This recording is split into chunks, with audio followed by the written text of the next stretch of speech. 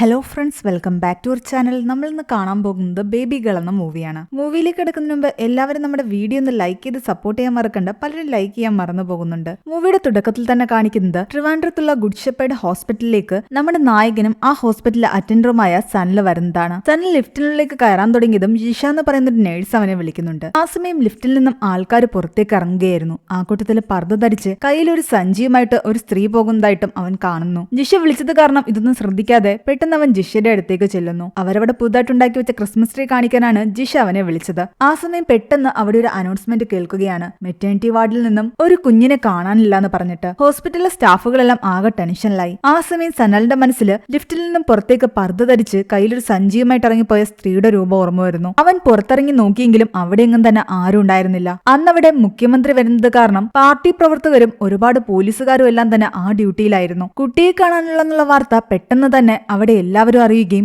Media ഇതറിഞ്ഞിട്ട് അവിടേക്ക് എത്തുകയും ചെയ്തു. കുട്ടിയുടെ അമ്മയായ മീനാക്ഷി കുളിക്കുകയായിരുന്നു. മീനാക്ഷിയുടെ അമ്മ ഉറങ്ങിയായിരുന്നു. ആ സമയത്താണ് ആരോ വന്ന് കുട്ടി എടുത്തുകൊണ്ട് പോയത്. നഴ്സിംഗ് റൂമിൽ നിന്ന് ആരെങ്കിലും എടുത്തതാണെന്നാണ് അവർ ആദ്യം കരുതിയത്. പക്ഷെ അവിടെ പോയി അന്വേഷിച്ചപ്പോഴും കുട്ടി അവിടെയില്ല. പോലീസുകാർ ഹോസ്പിറ്റലിലെ മാനേജിംഗ് ഡയറക്ടറോട് ഇവിടെ സെക്യൂരിറ്റി ആരും ഇല്ലെന്ന് ചോദിക്കുമ്പോൾ 10 മണി വരെ ഇവിടെ ഒരു സെക്യൂരിറ്റി ഉണ്ടായിരിക്കേണ്ടതാണ്, പക്ഷെ അയാൾ ഇന്ന് രാവിലെ 8 മണിക്ക് തന്നെ ഡ്യൂട്ടി നിർത്തി പോയി എന്നാണ് പറയുന്നത്. അതെന്തിനാ 10 മണിക്ക് പോകേണ്ട ആളെ 8 മണിക്ക് പോയെന്ന് ചോദിക്കുമ്പോൾ അയാളുടെ പേര് സുകുമാരൻ എന്നാണെന്നും അയാളെ തന്റെ മകളുടെ കല്യാണ ആവശ്യമായിട്ട് കുറച്ച് നേരത്തെ പോയതാണെന്നും പറയുന്നു. സാധാരണ സുകുമാരൻ സെക്കൻഡ് ഷിഫ്റ്റിലെ സെക്യൂരിറ്റി വന്ന ശേഷമാണ് 10 മണിക്ക് വീട്ടിലേക്ക് പോകാറുള്ളത്. ഇന്ന് അയാൾ കറക്റ്റ് 8 മണിക്ക് പോവുകയും ചെയ്തു. കുട്ടി മിസ്സിംഗുമായി. അത് കാരണം പോലീസുകാരുടെ സംശയം അയാളിലേക്ക് നീങ്ങുന്നു. പോലീസുകാർ അയാളെ അവിടേക്ക് വിളിപ്പിക്കുന്നു. കുട്ടി മിസ്സിംഗ് ആയി അറിഞ്ഞിട്ട് ആകെ ടെൻഷനായിട്ടാണ് അയാൾ വരുന്നത്. പക്ഷെ അയാൾ മദ്യപിച്ചിട്ടുണ്ടായിരുന്നു. അത് കാരണം തന്നെ പോലീസുകാരുടെ ഡൗട്ടുകൾ കൂടി. മകളുടെ കല്യാണ ആവശ്യം എന്ന് പറഞ്ഞു പോയിട്ട് ഇയാൾ മദ്യപിച്ച് എവിടെ ഇരിക്കുകയായിരുന്നു മനസ്സിലായതോടുകൂടി അവർ അയാളെ നന്നായിട്ട് ക്വസ്റ്റ്യൻ ചെയ്യാൻ തുടങ്ങി. എന്നാൽ അയാൾ പോലീസുകാരോട് പറയുന്നത് താൻ 8 മണിക്ക് തന്നെ പോകുമെന്ന് മാനേജിംഗ് ഡയറക്ടറെ നേരത്തെ അറിയിച്ചിട്ടുണ്ടായിരുന്നു. മാത്രമല്ല ഞാനില്ലാത്ത സമയത്ത് ഇവിടെ നിന്ന് നോക്കിക്കൊള്ളണേന്ന് അറ്റൻഡറായ സനലിനെ വിളിച്ച് പറഞ്ഞിട്ടുണ്ടായിരുന്നു എന്ന് അയാൾ പറയുന്നു. ഇതോടെ പോലീസുകാർ സനലിനെ ക്വസ്റ്റ്യൻ ചെയ്യാൻ തുടങ്ങി. എന്നാൽ സനൽ പറയുന്നുണ്ട് എന്നോടൊന്നും ആരും ഒന്നും പറഞ്ഞിട്ടില്ല എന്ന്. നിങ്ങൾ വിളിച്ചു എന്നുള്ളത് ശരിയാ, പക്ഷെ ഇവിടെ വന്നൊന്ന് നോക്കണമെന്നൊന്നും നിങ്ങൾ പറഞ്ഞിട്ടില്ലായിരുന്നു എന്ന് അവൻ പറയുന്നു. എന്നാൽ അയാൾ യഥാർത്ഥത്തിൽ അങ്ങനെ പറഞ്ഞിട്ടുണ്ടായിരുന്നു. പക്ഷെ പോലീസുകാർ ആവശ്യമില്ലാതെ തന്നെ ക്വസ്റ്റ്യൻ ചെയ്യുന്ന പേടിച്ചിട്ട് സനലാകട്ടെ അയാൾ അങ്ങനൊന്നും പറഞ്ഞിട്ടില്ല എന്ന് പറയുന്നു. ഇതോടെ സുകുമാരന് സനലിനോട് നല്ല ദേഷ്യമായി. എന്താണെങ്കിലും തൽക്കാലം സുകുമാരനെ അവിടെ തന്നെ റൂമിൽ പൂട്ടിയിടാനായിരുന്നു പോലീസുകാരുടെ തീരുമാനം. ആ കുട്ടിയെ കിട്ടുന്നിടം വരെ അയാളെ പുറത്തുവിടാൻ ഉദ്ദേശിച്ചിട്ടുണ്ടായിരുന്നില്ല. അതിനിടയ്ക്ക് സനൽ പോലീസുകാരോട് പറയുന്നുണ്ട് ലിഫ്റ്റിൽ നിന്നും പർദ്ദയിട്ടൊരു സ്ത്രീ ഒരു സഞ്ചിയുമായിട്ട് ധൃതിയിൽ എങ്ങോട്ടോ പോകുന്നത് താൻ കണ്ടിരുന്നുവെന്ന്. അത് വെച്ചിട്ട് പോലീസുകാര് അവിടുത്തെ CCTV പരിശോധിക്കുമ്പോൾ അവർക്ക് ഉറപ്പാകുന്നുണ്ട് ആ പർദ്ദയിട്ട സ്ത്രീ തന്നെയാണ് മീനാക്ഷിയുടെ റൂമിൽ നിന്നും അവളുടെ കുട്ടിയെ എടുത്തുകൊണ്ട് പോയിരിക്കുന്നതെന്ന്. കുട്ടിയെ കണ്ടെത്തണമെങ്കിൽ ഇമ്മീഡിയറ്റ് ആയിട്ട് പലയിടത്തേക്കും ഫോഴ്സ് പോയെങ്കിലേ പറ്റൂ. എന്നാൽ ഇവിടെ ആകട്ടെ വേണ്ടത്ര പോലീസുകാരില്ല. എല്ലാവരും മുഖ്യമന്ത്രി വരുന്നത് കാരണം ആ ഡ്യൂട്ടിയിലാണ്. അവിടെയുള്ള പോലീസുകാരൻ തങ്ങളുടെ മേലുദ്യോഗസ്ഥനായ രാകേഷ് എന്ന് പറയുന്ന ഒരു പോലീസുകാരനെ വിളിച്ച് വിവരം പറയുന്നു. മുഖ്യമന്ത്രി വരുന്നത് കാരണം അധികം പോലീസുകാരുമായിട്ട് ഹോസ്പിറ്റലിലെത്തി കേസ് അന്വേഷിക്കാനൊന്നും പറ്റില്ല. അത് കാരണം കുറച്ച് പോലീസുകാരുമായിട്ടാണ് രാകേഷ് ആ ഹോസ്പിറ്റലിലേക്ക് എത്തുന്നത്. ആ സ്ത്രീ അവിടെ നിന്നും പോകാൻ സാധ്യതയുള്ള ഇടത്തേക്കെല്ലാം തന്നെ ഈ പോലീസുകാർ പോവുകയും അവിടെ എല്ലാം തന്നെ അന്വേഷണം നടത്തുകയും ചെയ്യുന്നുണ്ട്. പർദ്ദയിട്ട ഈ കയ്യിൽ സഞ്ചിയുള്ള ഏതെങ്കിലും സ്ത്രീ അവിടെ എവിടെയെങ്കിലും ഉണ്ടോ എന്ന്. കൂടാതെ കഴിഞ്ഞ 10 ദിവസത്തിനിടയിൽ കുഞ്ഞിന്റെ റിലേറ്റീവ്സിനും അച്ഛനും അമ്മയ്ക്കൊക്കെ വന്നുകൊണ്ടിരിക്കുന്ന ഇൻകമിംഗ് ഔട്ട് ഗോയിങ് കോളുകളെല്ലാം തന്നെ അവർ പരിശോധിക്കുകയും ചെയ്യുന്നുണ്ട്. രാകേഷ് ഹോസ്പിറ്റലിലെത്തി ഈ കുട്ടിയുടെ അമ്മയും അച്ഛനെയും പറ്റി തിരക്കുമ്പോഴാണ് പോലീസുകാരെയും ഞെട്ടിക്കുന്ന ചില വിവരങ്ങൾ പുറത്തു വരുന്നത്. കുട്ടിയുടെ അമ്മ മീനാക്ഷിക്ക് വെറും 19 വയസ്സേ ഉള്ളൂ. ബാംഗ്ലൂർ ഒരു എഞ്ചിനീയറിംഗ് കോളേജിൽ ഫസ്റ്റ് ഇയർ പഠിക്കുന്ന പെൺകുട്ടിയാണ്. കാണാതായ കുഞ്ഞിന്റെ അച്ഛനാകട്ടെ 21 വയസ്സേ ഉള്ളൂ. ആകാശ് എന്നാണ് അവന്റെ പേര്. മീനാക്ഷി പഠിക്കുന്ന അതേ എഞ്ചിനീയറിംഗ് കോളേജിലെ 3rd ഇയർ സ്റ്റുഡന്റ്. രണ്ടുപേരും പരസ്പരം പ്രണയിച്ച് നടക്കുന്നതിനിടയിൽ മീനാക്ഷി പ്രഗ്നന്റ് ആയി. ആ സമയം ആകാശിന് 21 വയസ്സ് പൂർത്തിയായിട്ട് പോലും ഉണ്ടായിരുന്നില്ല. അവൻ 21 വയസ്സ് പൂർത്തിയായതും ഇവരുടെ രണ്ടുപേരുടെ രജിസ്റ്റർ മാരേജ് നടത്തി. ആ സമയം മീനാക്ഷി 3 മാസം പ്രഗ്നന്റ് ആയിരുന്നു. അത് കാരണം ഈ കുഞ്ഞിനോട് മീനാക്ഷിക്കോ ആകാശിനോ മീനാക്ഷിയുടെ വീട്ടുകാർക്കോ ഒന്നും തന്നെ ഒരു താല്പര്യം ഉണ്ടായിരുന്നില്ല. കുഞ്ഞിനെ കാണാൻ ഇവിടെ ആരെങ്കിലും വന്നിരുന്നോ എന്ന് ചോദിക്കുമ്പോൾ ആരും തന്നെ വന്നില്ല എന്ന് മീനാക്ഷി പറയുന്നു. കാരണം ഇവളിങ്ങനെ പ്രഗ്നന്റ് ആയ വിവരവും പ്രസവിച്ച വിവരവും തന്നെ ഇവരാരെ അറിയിച്ചിട്ടുണ്ടായിരുന്നില്ല. പഠിക്കാൻ പോയ പെൺകുട്ടി പ്രഗ്നന്റ് ആയത് തന്നെ ഇവളുടെ വീട്ടുകാർക്ക് നാണക്കേടായിരുന്നു. വേറെ നിവർത്തിയില്ലാത്തത് കൊണ്ടാണ് ഇവർ രജിസ്റ്റർ മാരേജ് നടത്തിയത് തന്നെ. മീനാക്ഷിയുടേത് അത്യാവശ്യം സമ്പന്ന കുടുംബമായിരുന്നു. അതേസമയം ആകാശിന്റേത് കുറച്ച് പാവപ്പെട്ട കുടുംബവും. ആകാശിന്റെ പേരൻസിന് മാത്രമേ ഈ കുട്ടിയെ എങ്ങനെയെങ്കിലും കണ്ടെത്തണമെന്നൊരു ചിന്തയുണ്ടായിരുന്നുള്ളൂ. മകൻ ഇങ്ങനെ ഒരു തെറ്റ് ചെയ്തെങ്കിലും മീനാക്ഷി പ്രസവിച്ചത് മകന്റെ കുഞ്ഞായതുകൊണ്ട് തന്നെ ആ കുഞ്ഞിനെ തനിക്ക് വേണമെന്ന് ആകാശിന്റെ അമ്മ പോലീസുകാരോട് പറയുന്നു. പോലീസുകാര് ആകാശിനെയും ചോദ്യം ചെയ്യുന്നു. തനിക്കും ആരെ അങ്ങനെ ഒരു സംശയമില്ല എന്ന് അവൻ പറയുന്നു. ഇപ്പോൾ മീനാക്ഷിക്കും ആകാശിനിടയിൽ പ്രണയമൊന്നും തന്നെ ഇല്ല. പ്രഗ്നന്റ് ആയതോടുകൂടി ഇവർക്കിടയിൽ പ്രശ്നങ്ങൾ തുടങ്ങിയിരുന്നു. ആകാശിനെ സംബന്ധിച്ച് അവൻ എങ്ങനെയെങ്കിലും കോളേജിലേക്ക് തിരിച്ചു പോകണം, അവന്റെ എക്സാം എഴുതണം, പഠിക്കണമെന്ന് മാത്രമേ ഉണ്ടായിരുന്നുള്ളൂ. അത്രയും സെൽഫിഷ് ആയിട്ട് അവൻ ചിന്തിക്കുന്നത് കാരണം മീനാക്ഷിക്ക് അവനോട് ദേഷ്യം തോന്നുന്നു. അവൻ പോലീസുകാരോടും പറയുന്നു പറയുന്നത് തന്നോട് ചോദിക്കാനുള്ള എല്ലാം ചോദിച്ചു കഴിഞ്ഞെങ്കിൽ താൻ നാളെ തിരിച്ച് ബാംഗ്ലൂർക്ക് പോയിക്കോട്ടെ, എനിക്ക് ഒരുപാട് പഠിക്കാനുണ്ട് എന്നാണ്. സ്വന്തം കുഞ്ഞിനെ കാണാതായിട്ട് പോലും അവൻ അതിനെക്കുറിച്ച് ഒരു ചിന്തയും ഉണ്ടായിരുന്നില്ല. അവനെ സംബന്ധിച്ച് അവൻ അത്രയധികം മെച്യൂരിറ്റി ഉണ്ടായിരുന്നുള്ളൂ. അവൻ ഇങ്ങനെയൊക്കെ പറയുന്നത് കേട്ട് മീനാക്ഷി അവനെ നോക്കി പുച്ഛിക്കുന്നുണ്ട്. ഇങ്ങനെ നീയായിട്ട് എന്തെങ്കിലും ചെയ്താണോ എന്ന് അവിടെ നിന്ന് പോകുന്നതിന് മുമ്പ് ആകാശ് ചോദിക്കുമ്പോൾ അവള് പറയുന്നത് നീ ഇവിടെ നിന്നും പൊയ്ക്കോ, പോയിരുന്ന് പഠിച്ച് നല്ല മാർക്കൊക്കെ വാങ്ങിക്കാൻ. എന്നാൽ അവൻ ദേഷ്യത്തിൽ പറയുന്നുണ്ട് നീ വിചാരിക്കുന്ന പോലെ എന്റെ ലൈഫ് അത്ര ചില്ലൊന്നുമല്ല. ഒരു കൊച്ചിന്റെ അച്ഛനായിട്ട് കോളേജിൽ പോയി നോക്കണം, അവിടെ ഞാൻ അനുഭവിക്കുന്ന നാണക്കേട് എന്താണെന്ന് എനിക്കേ അറിയൂ. എന്നാൽ അവള് തിരിച്ചു പറയുന്നുണ്ട് നീ കോളേജിലേക്ക് പോകണ്ട, ഇവിടെ ഇരുന്ന് ഈ കൊച്ചിനെ നോക്കിക്കൊണ്ടിരിക്കാൻ. ഞാൻ കോളേജിൽ പോയിട്ട് പഠനമൊക്കെ കംപ്ലീറ്റ് ആക്കി ജോലി വാങ്ങിക്കൊള്ളാം. നിനക്കൊരു പ്ലാനും അംബീഷനും ഇല്ലാന്ന് അവളിങ്ങനെ അവനോട് പറഞ്ഞുകൊണ്ടിരിക്കുകയാണ്. എന്നാൽ അവൻ തിരിച്ചു ചോദിക്കുന്നുണ്ട് നിന്റെ പ്രശ്നം എന്താ, ആ കൊച്ചിനെ എങ്ങാനും തിരിച്ചു കിട്ടുമെന്നുള്ള പേടിയാണോ നിനക്കെന്ന്. അവൾക്ക് ദേഷ്യവും വിഷമവും എല്ലാം തന്നെ വരുന്നുണ്ടായിരുന്നു. ചെറുപ്രായത്തില് ഒരമ്മയായി, കൂടാതെ ദീപ് ആ കുട്ടിയെ കാണാതെയായിരിക്കുന്നു. കൂടെ നിൽക്കേണ്ട ആകാശ് പോലും അവളുടെ കൂടെയില്ല. അവളെ സംബന്ധിച്ച് എങ്ങനെയെങ്കിലും ഇവളെയും കുട്ടിയും ഒഴിവാക്കിയാൽ മതി എന്നായിരുന്നു. പോലീസുകാർ വീണ്ടും ഇവിടെ സുകുമാരനെ ക്വസ്റ്റ്യൻ ചെയ്യുന്നു. മകളുടെ കല്യാണ ആവശ്യമെന്നും പറഞ്ഞു പോയിട്ട് നീ എന്തിനാ ബാറിലേക്ക് പോയെന്ന് ചോദിക്കുമ്പോൾ അയാൾ പറയുന്നുണ്ട് അതൊരു ശീലമായി പോയതുകൊണ്ടാണെന്ന്. ഞാൻ കല്യാണ ആവശ്യത്തിന് തന്നെ പോയതാ, അതിനു മുമ്പ് ചെറുതായിട്ടൊന്ന് മദ്യപിച്ചു, അല്ലാതെ നിങ്ങൾ ഈ പറയുന്ന കുട്ടിയുടെ മിസ്സിംഗ് കേസുമായിട്ട് തനിക്കൊരു ബന്ധമില്ലെന്ന് അയാൾ പറയുന്നു. ഇതിന്റെ പിന്നിൽ ആ വീട്ടുകാരെ തന്നെയായിരിക്കും. നീ എന്താ അങ്ങനെ പറഞ്ഞെന്ന് സുകുമാരനോട് പോലീസുകാർ ചോദിക്കുമ്പോൾ അയാൾ പറയുന്നുണ്ട് സാധാരണ കുട്ടികളൊന്ന് കരഞ്ഞാ നമ്മൾ പോയി അതിനെ ഓടിയെടുക്കാറില്ലേ, ആ കുട്ടി അവിടെ കിടന്ന് കരഞ്ഞിട്ടും ആരും തന്നെ അതിനെ തിരിഞ്ഞു നോക്കിയിട്ടില്ല. ആ വീട്ടുകാർക്കൊന്നും ആ കൊച്ചിനെ വേണ്ട. ഇത്രയും ദിവസത്തിന്റെ ഇടയ്ക്ക് ഒരു ബന്ധുക്കാർ പോലും ഈ കൊച്ചിനെ കാണാൻ വരുന്നത് ഞാൻ കണ്ടിട്ടുമില്ല. വീട്ടുകാർക്ക് എന്തായാലും ഈ കൊച്ചിനെ കണ്ടെത്തണമെന്ന് വലിയ ആഗ്രഹമൊന്നുമില്ല. എന്തൊക്കെയാണെങ്കിലും ആ പിഞ്ചു കുഞ്ഞിനെ എങ്ങനെയെങ്കിലും കണ്ടെത്തണമെന്ന് തന്നെയായിരുന്നു രാകേഷും മറ്റു പോലീസുകാരും തീരുമാനിച്ചിരുന്നത്. സുകുമാരനെ പോലീസുകാര് ഇങ്ങനെ അടിച്ചു ക്വസ്റ്റ്യൻ ചെയ്യുന്നതെല്ലാം തന്നെ സനല് കണ്ടിട്ടുണ്ടായിരുന്നു. സനലിന് അത് കാണുമ്പോൾ സങ്കടം തോന്നുകയും ചെയ്യുന്നു. എന്നാൽ സുകുമാരൻ ദേഷ്യത്തോടു കൂടി സനലിനെ നോക്കുന്നു. വാർത്തകളിലെല്ലാം തന്നെ പർദ്ദയിട്ടൊരു സ്ത്രീ കയ്യിലൊരു സഞ്ചിയുമായിട്ട് ഇറങ്ങിപ്പോകുന്നതിന്റെ ദൃശ്യങ്ങൾ കാണിച്ചുകൊണ്ടിരിക്കുകയായിരുന്നു. ഇവരെ എവിടെ കണ്ടാലും വിവരങ്ങൾ അറിയിക്കണമെന്ന് പറയുന്നുണ്ട്. ടൗണിലൂടെ ഓട്ടോ ഓടിച്ചുകൊണ്ടുപോയ ഒരു സ്ത്രീയാകട്ടെ ഈ പർദ്ദയിട്ട സ്ത്രീയെ കാണുകയും ഐഡന്റിഫൈ ചെയ്തിട്ട് പോലീസുകാരെ വിവരം അറിയിക്കുകയും ചെയ്യുന്നു. പോലീസുകാര് ആ ഏരിയയിലോട്ട് പോകാൻ തുടങ്ങിയതും സനലാകട്ടെ പോലീസുകാരോട് പറയുന്നുണ്ട് ആ സ്ത്രീയെ അടുത്ത് കണ്ടത് ഞാനാണല്ലോ, ഹൈറ്റും വെയിറ്റും ഒക്കെ വെച്ചിട്ട് എനിക്ക് പെട്ടെന്ന് ഐഡന്റിഫൈ ചെയ്യാൻ പറ്റും, ഞാനും കൂടെ നിങ്ങളുടെ കൂടെ വന്നോട്ടെ എന്ന്. പോലീസുകാര് അവനെയും കൂടെ കൂട്ടി സ്ത്രീയെ കണ്ടു എന്ന് പറഞ്ഞ സ്ഥലത്ത് അവര് പോയി അന്വേഷണം നടത്തുന്നു. അതിനിടയ്ക്ക് സനലിന് ആ ഒരു ഏരിയയിൽ നിന്നും ആ സ്ത്രീയുടെ കയ്യിൽ കണ്ടപ്പോൾ ഒരു സഞ്ചി കിട്ടുന്നുണ്ട്. പോലീസുകാർ അവിടേക്ക് അന്വേഷിച്ചു വരുന്നതറിഞ്ഞിട്ട് ആകാശം ആരുടെയോ കാറിൽ അവിടേക്ക് എത്തിയിട്ടുണ്ടായിരുന്നു. പോലീസുകാർ അവിടെ എല്ലാം അന്വേഷിക്കുമ്പോൾ അവനതെല്ലാം നോക്കി നിൽക്കുകയാണ്. അവിടെ ഒരു രക്തസാക്ഷി മണ്ഡപം ഉണ്ടായിരുന്നു. അതിന്റെ ഫ്രണ്ടിൽ നിന്നാണ് ഈ സഞ്ചി കിട്ടിയത്. അതിന് ബാക്കിലായിട്ട് കുറച്ചു ദൂരെ ഒരു ശൗചാലയം കാണാം, അതും പൊട്ടിപ്പൊളിഞ്ഞത്. ആ ഏരിയയിലോട്ടൊക്കെ സനൽ നടന്നു നോക്കുന്നു. ആ സമയം രക്തസാക്ഷി മണ്ഡപത്തിന്റെ ബാക്കിലായിട്ട് ഒരു സ്ത്രീ കുഞ്ഞിനെ എടുത്തുകൊണ്ടിരിക്കുന്നത് അവൻ കാണുകയും കുഞ്ഞിനെ കിട്ടിയെന്ന് പറഞ്ഞിട്ട് പെട്ടെന്ന് ആ സ്ത്രീയുടെ കയ്യിൽ നിന്ന് കുഞ്ഞിനെ പിടിച്ചു വാങ്ങി പുറത്തേക്ക് ഓടി വരികയും ചെയ്യുന്നുണ്ട്. പോലീസുകാർ ആ നോർത്ത് ഇന്ത്യ സ്ത്രീയെ അറസ്റ്റ് ചെയ്തു. കുട്ടിയുമായിട്ട് നേരെ ഹോസ്പിറ്റലിലേക്ക് എത്തി. നല്ല കുട്ടിയും കൊണ്ട് വരുന്ന കണ്ടിട്ട് എല്ലാവരും കൈയടിക്കുന്നുണ്ട്. എന്നാൽ നഴ്സുമാരുടെ കയ്യിൽ കുട്ടിയെ കിട്ടിക്കഴിയുമ്പോൾ അവര് പറയുന്നുണ്ട് ഇത് ആ കുട്ടിയല്ല എന്ന്. നല്ല തെറ്റിദ്ധരിച്ചതായിരുന്നു, അത് ആ നോർത്ത് ഇന്ത്യക്കാരുടെ തന്നെ കുട്ടിയാണ്. അവരോട് ക്ഷമ പറഞ്ഞിട്ട് ആ കുട്ടി അവർക്ക് തിരിച്ചു കൊടുക്കുകയും ചെയ്തു. അവർക്ക് വേണമെങ്കിൽ സനലിനും ഈ പോലീസുകാർക്കെതിരെ കേസ് കൊടുക്കാം. എന്നാൽ തനിക്കൊരു പരാതിയില്ലാന്ന് പറഞ്ഞിട്ട് തന്റെ കുഞ്ഞിനെയും കൊണ്ട് ആ സ്ത്രീ അവിടെ നിന്നും പോയി. പോലീസുകാരുടെ അന്വേഷണം വഴിതെറ്റിയത് തന്നെ സനൽ ആ കുട്ടിയെ പോയി എടുത്തുകൊണ്ട് വന്നതുകൊണ്ടാണെന്ന് പറഞ്ഞിട്ട് പോലീസുകാർ സനലിനെ ഒരുപാട് വഴക്ക് പറയുന്നു. കാരണം ആ സമയം യഥാർത്ഥ കിഡ്നാപ്പർ അവിടെ നിന്ന് രക്ഷപ്പെട്ടു പോയിട്ടുണ്ടാകും. ദേഷ്യത്തിലെ രാകേഷ് സനലിനോട് പറയുന്നുണ്ട് ഇവിടുത്തെ അറ്റൻഡറും സെക്യൂരിറ്റിയും എല്ലാം തന്നെ പ്രശ്നക്കാരനാണെന്ന്. എന്നാൽ സനൽ പറയുന്നു ആ സെക്യൂരിറ്റി സുകുമാരൻ ചേട്ടൻ ഒന്നും ചെയ്തിട്ടില്ല എന്ന്. അയാൾ രാവിലെ 8 മണിക്ക് പോകുന്നും എന്നോട് ഇവിടെ വന്ന് നിൽക്കണമെന്നൊക്കെ പറഞ്ഞതാണ്. പക്ഷെ ഞാൻ മനഃപൂർവ്വം വരാഞ്ഞതാണ്. കാരണം തലേന്ന് രാത്രിയിലാണ് സനലിന്റെ വൈഫ് സിനി നാട്ടിലേക്ക് തിരിച്ചെത്തിയത്. സൗദിയിൽ നിന്നും അവൾ ജോലിയൊക്കെ വിട്ടിട്ട് വന്നതായിരുന്നു. വൈഫ് രാത്രി വന്നത് കാരണം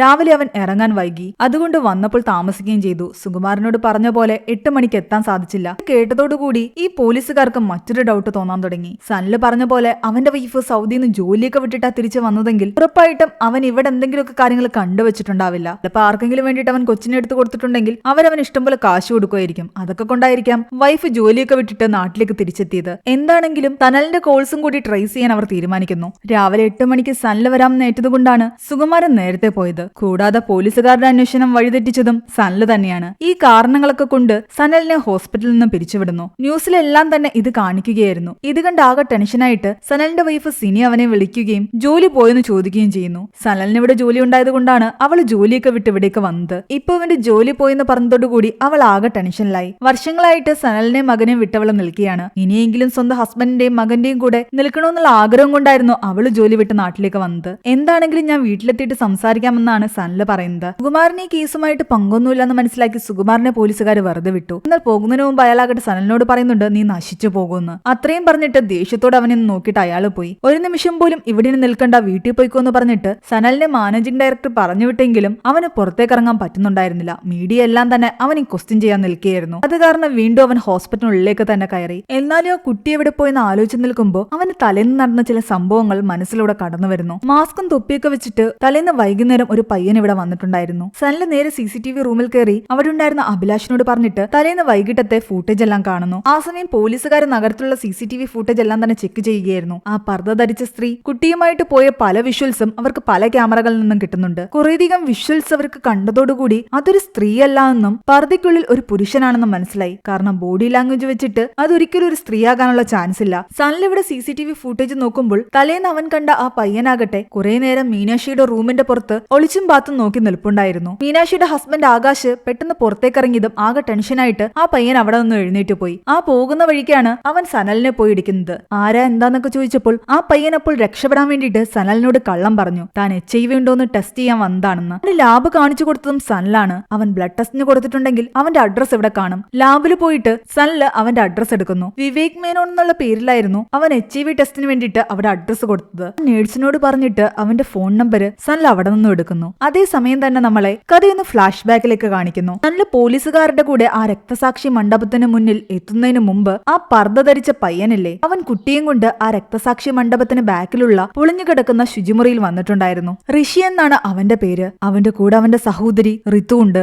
ഇവരുടെ സംസാരത്തിൽ നിന്ന് നമുക്ക് മനസ്സിലാകും ഋഷി തന്റെ ചേച്ചിക്ക് വേണ്ടിയിട്ട് ആ കുഞ്ഞിനെ എടുത്തുകൊണ്ട് വന്നതാണെന്ന്. ഋതു ഇതിനു മുൻപ് 2 തവണയും പ്രഗ്നന്റ് ആയിട്ടുണ്ടായിരുന്നു. അവൾക്ക് ആ 2 കുഞ്ഞുങ്ങളെ നഷ്ടപ്പെട്ടു. ഇപ്പോൾ അവൾ 3ാമത് പ്രസവിച്ച കുട്ടിയാകട്ടെ ജനിക്കുന്നതിന് മുൻപ് തന്നെ ഗർഭപാത്രത്തിൽ കിടന്ന് മരിച്ചിരുന്നു. കുഞ്ഞില്ലാതെ ഇനി അവൾക്ക് ഹസ്ബൻഡിന്റെ വീട്ടിലേക്ക് പോകാൻ പറ്റില്ല. ബിനോയ് എന്നായിരുന്നു അവളുടെ ഹസ്ബൻഡിന്റെ പേര്. അവിടെ അവൾ ഒരുപാട് ടോർച്ചറാണ് അനുഭവിക്കുന്നതെന്ന് ഋഷിക്ക് അറിയാം. അതുകൊണ്ട് അവൾക്ക് ഹസ്ബൻഡിന്റെ വീട്ടിലേക്ക് പോകണമെങ്കിൽ ഒരു കുഞ്ഞ് വേണം. അതിനു വേണ്ടിയിട്ടാണ് അവൻ മീനാക്ഷിയുടെ കുഞ്ഞിനെ അവിടെ നിന്ന് എടുത്തുകൊണ്ടുവന്ന് അവൾക്ക് കൊടുക്കാൻ ശ്രമിക്കുന്നത്. എന്നാൽ ഋതു അവനോട് ചോദിക്കുന്നുണ്ട്, ഇത് ആരുടെ കുഞ്ഞാണ്, നീ എവിടെ നിന്ന് എടുത്തുകൊണ്ട് വന്നതാണെന്ന്. ഇതാർക്കും വേണ്ടാത്ത കുഞ്ഞാണെന്നും ഇതിന്റെ അമ്മയ്ക്കും അച്ഛനും പോലും ഇതിനോടൊരു സ്നേഹമില്ലാന്നൊക്കെ അവൻ പറഞ്ഞ് മനസ്സിലാക്കാൻ ശ്രമിക്കുന്നു. അങ്ങനെ ആരുടെയെങ്കിലും കുഞ്ഞിനെ തനിക്ക് വേണ്ടാന്നാണ് ഋതു പറയുന്നത്. ഋതുവിന്റെയും ബിനോയുടെയും ഒരു ഒളിച്ചോട്ട വിവാഹമായിരുന്നു. എന്നാൽ പിന്നീടാണ് ബിനോയുടെ യഥാർത്ഥ സ്വഭാവം ഋതു മനസ്സിലാക്കിയത്. അവൾ ഒരുപാട് ടോർച്ചർ അവിടെ അനുഭവിക്കുന്നുണ്ടായിരുന്നു. 2 കുഞ്ഞുങ്ങളെ നഷ്ടപ്പെട്ടതോടുകൂടി 3ാമത്തെ പ്രസവത്തിന് ബിനോയും അവന്റെ വീട്ടുകാരും അവളെ ഒറ്റയ്ക്ക് ഹോസ്പിറ്റലിലേക്ക് പ്രസവിക്കാൻ വിട്ടു. സഹായത്തിന് വേണ്ടിയിട്ടാണ് അവൾ ഋഷിയെ വിളിച്ചത്. ഋതുവിന്റെ അച്ഛനുമായിട്ടും അവൾക്കൊരു കോണ്ടാക്റ്റും ഉണ്ടായിരുന്നില്ല. വീട്ടിൽ നിന്ന് ഇറങ്ങിപ്പോയത് കൊണ്ട് തന്നെ അവർക്കെല്ലാം അവളോട് ദേഷ്യമായിരുന്നു. ഇതിനിടയ്ക്ക് വെച്ചിട്ട് അവളുടെ അമ്മ മരിച്ചപ്പോ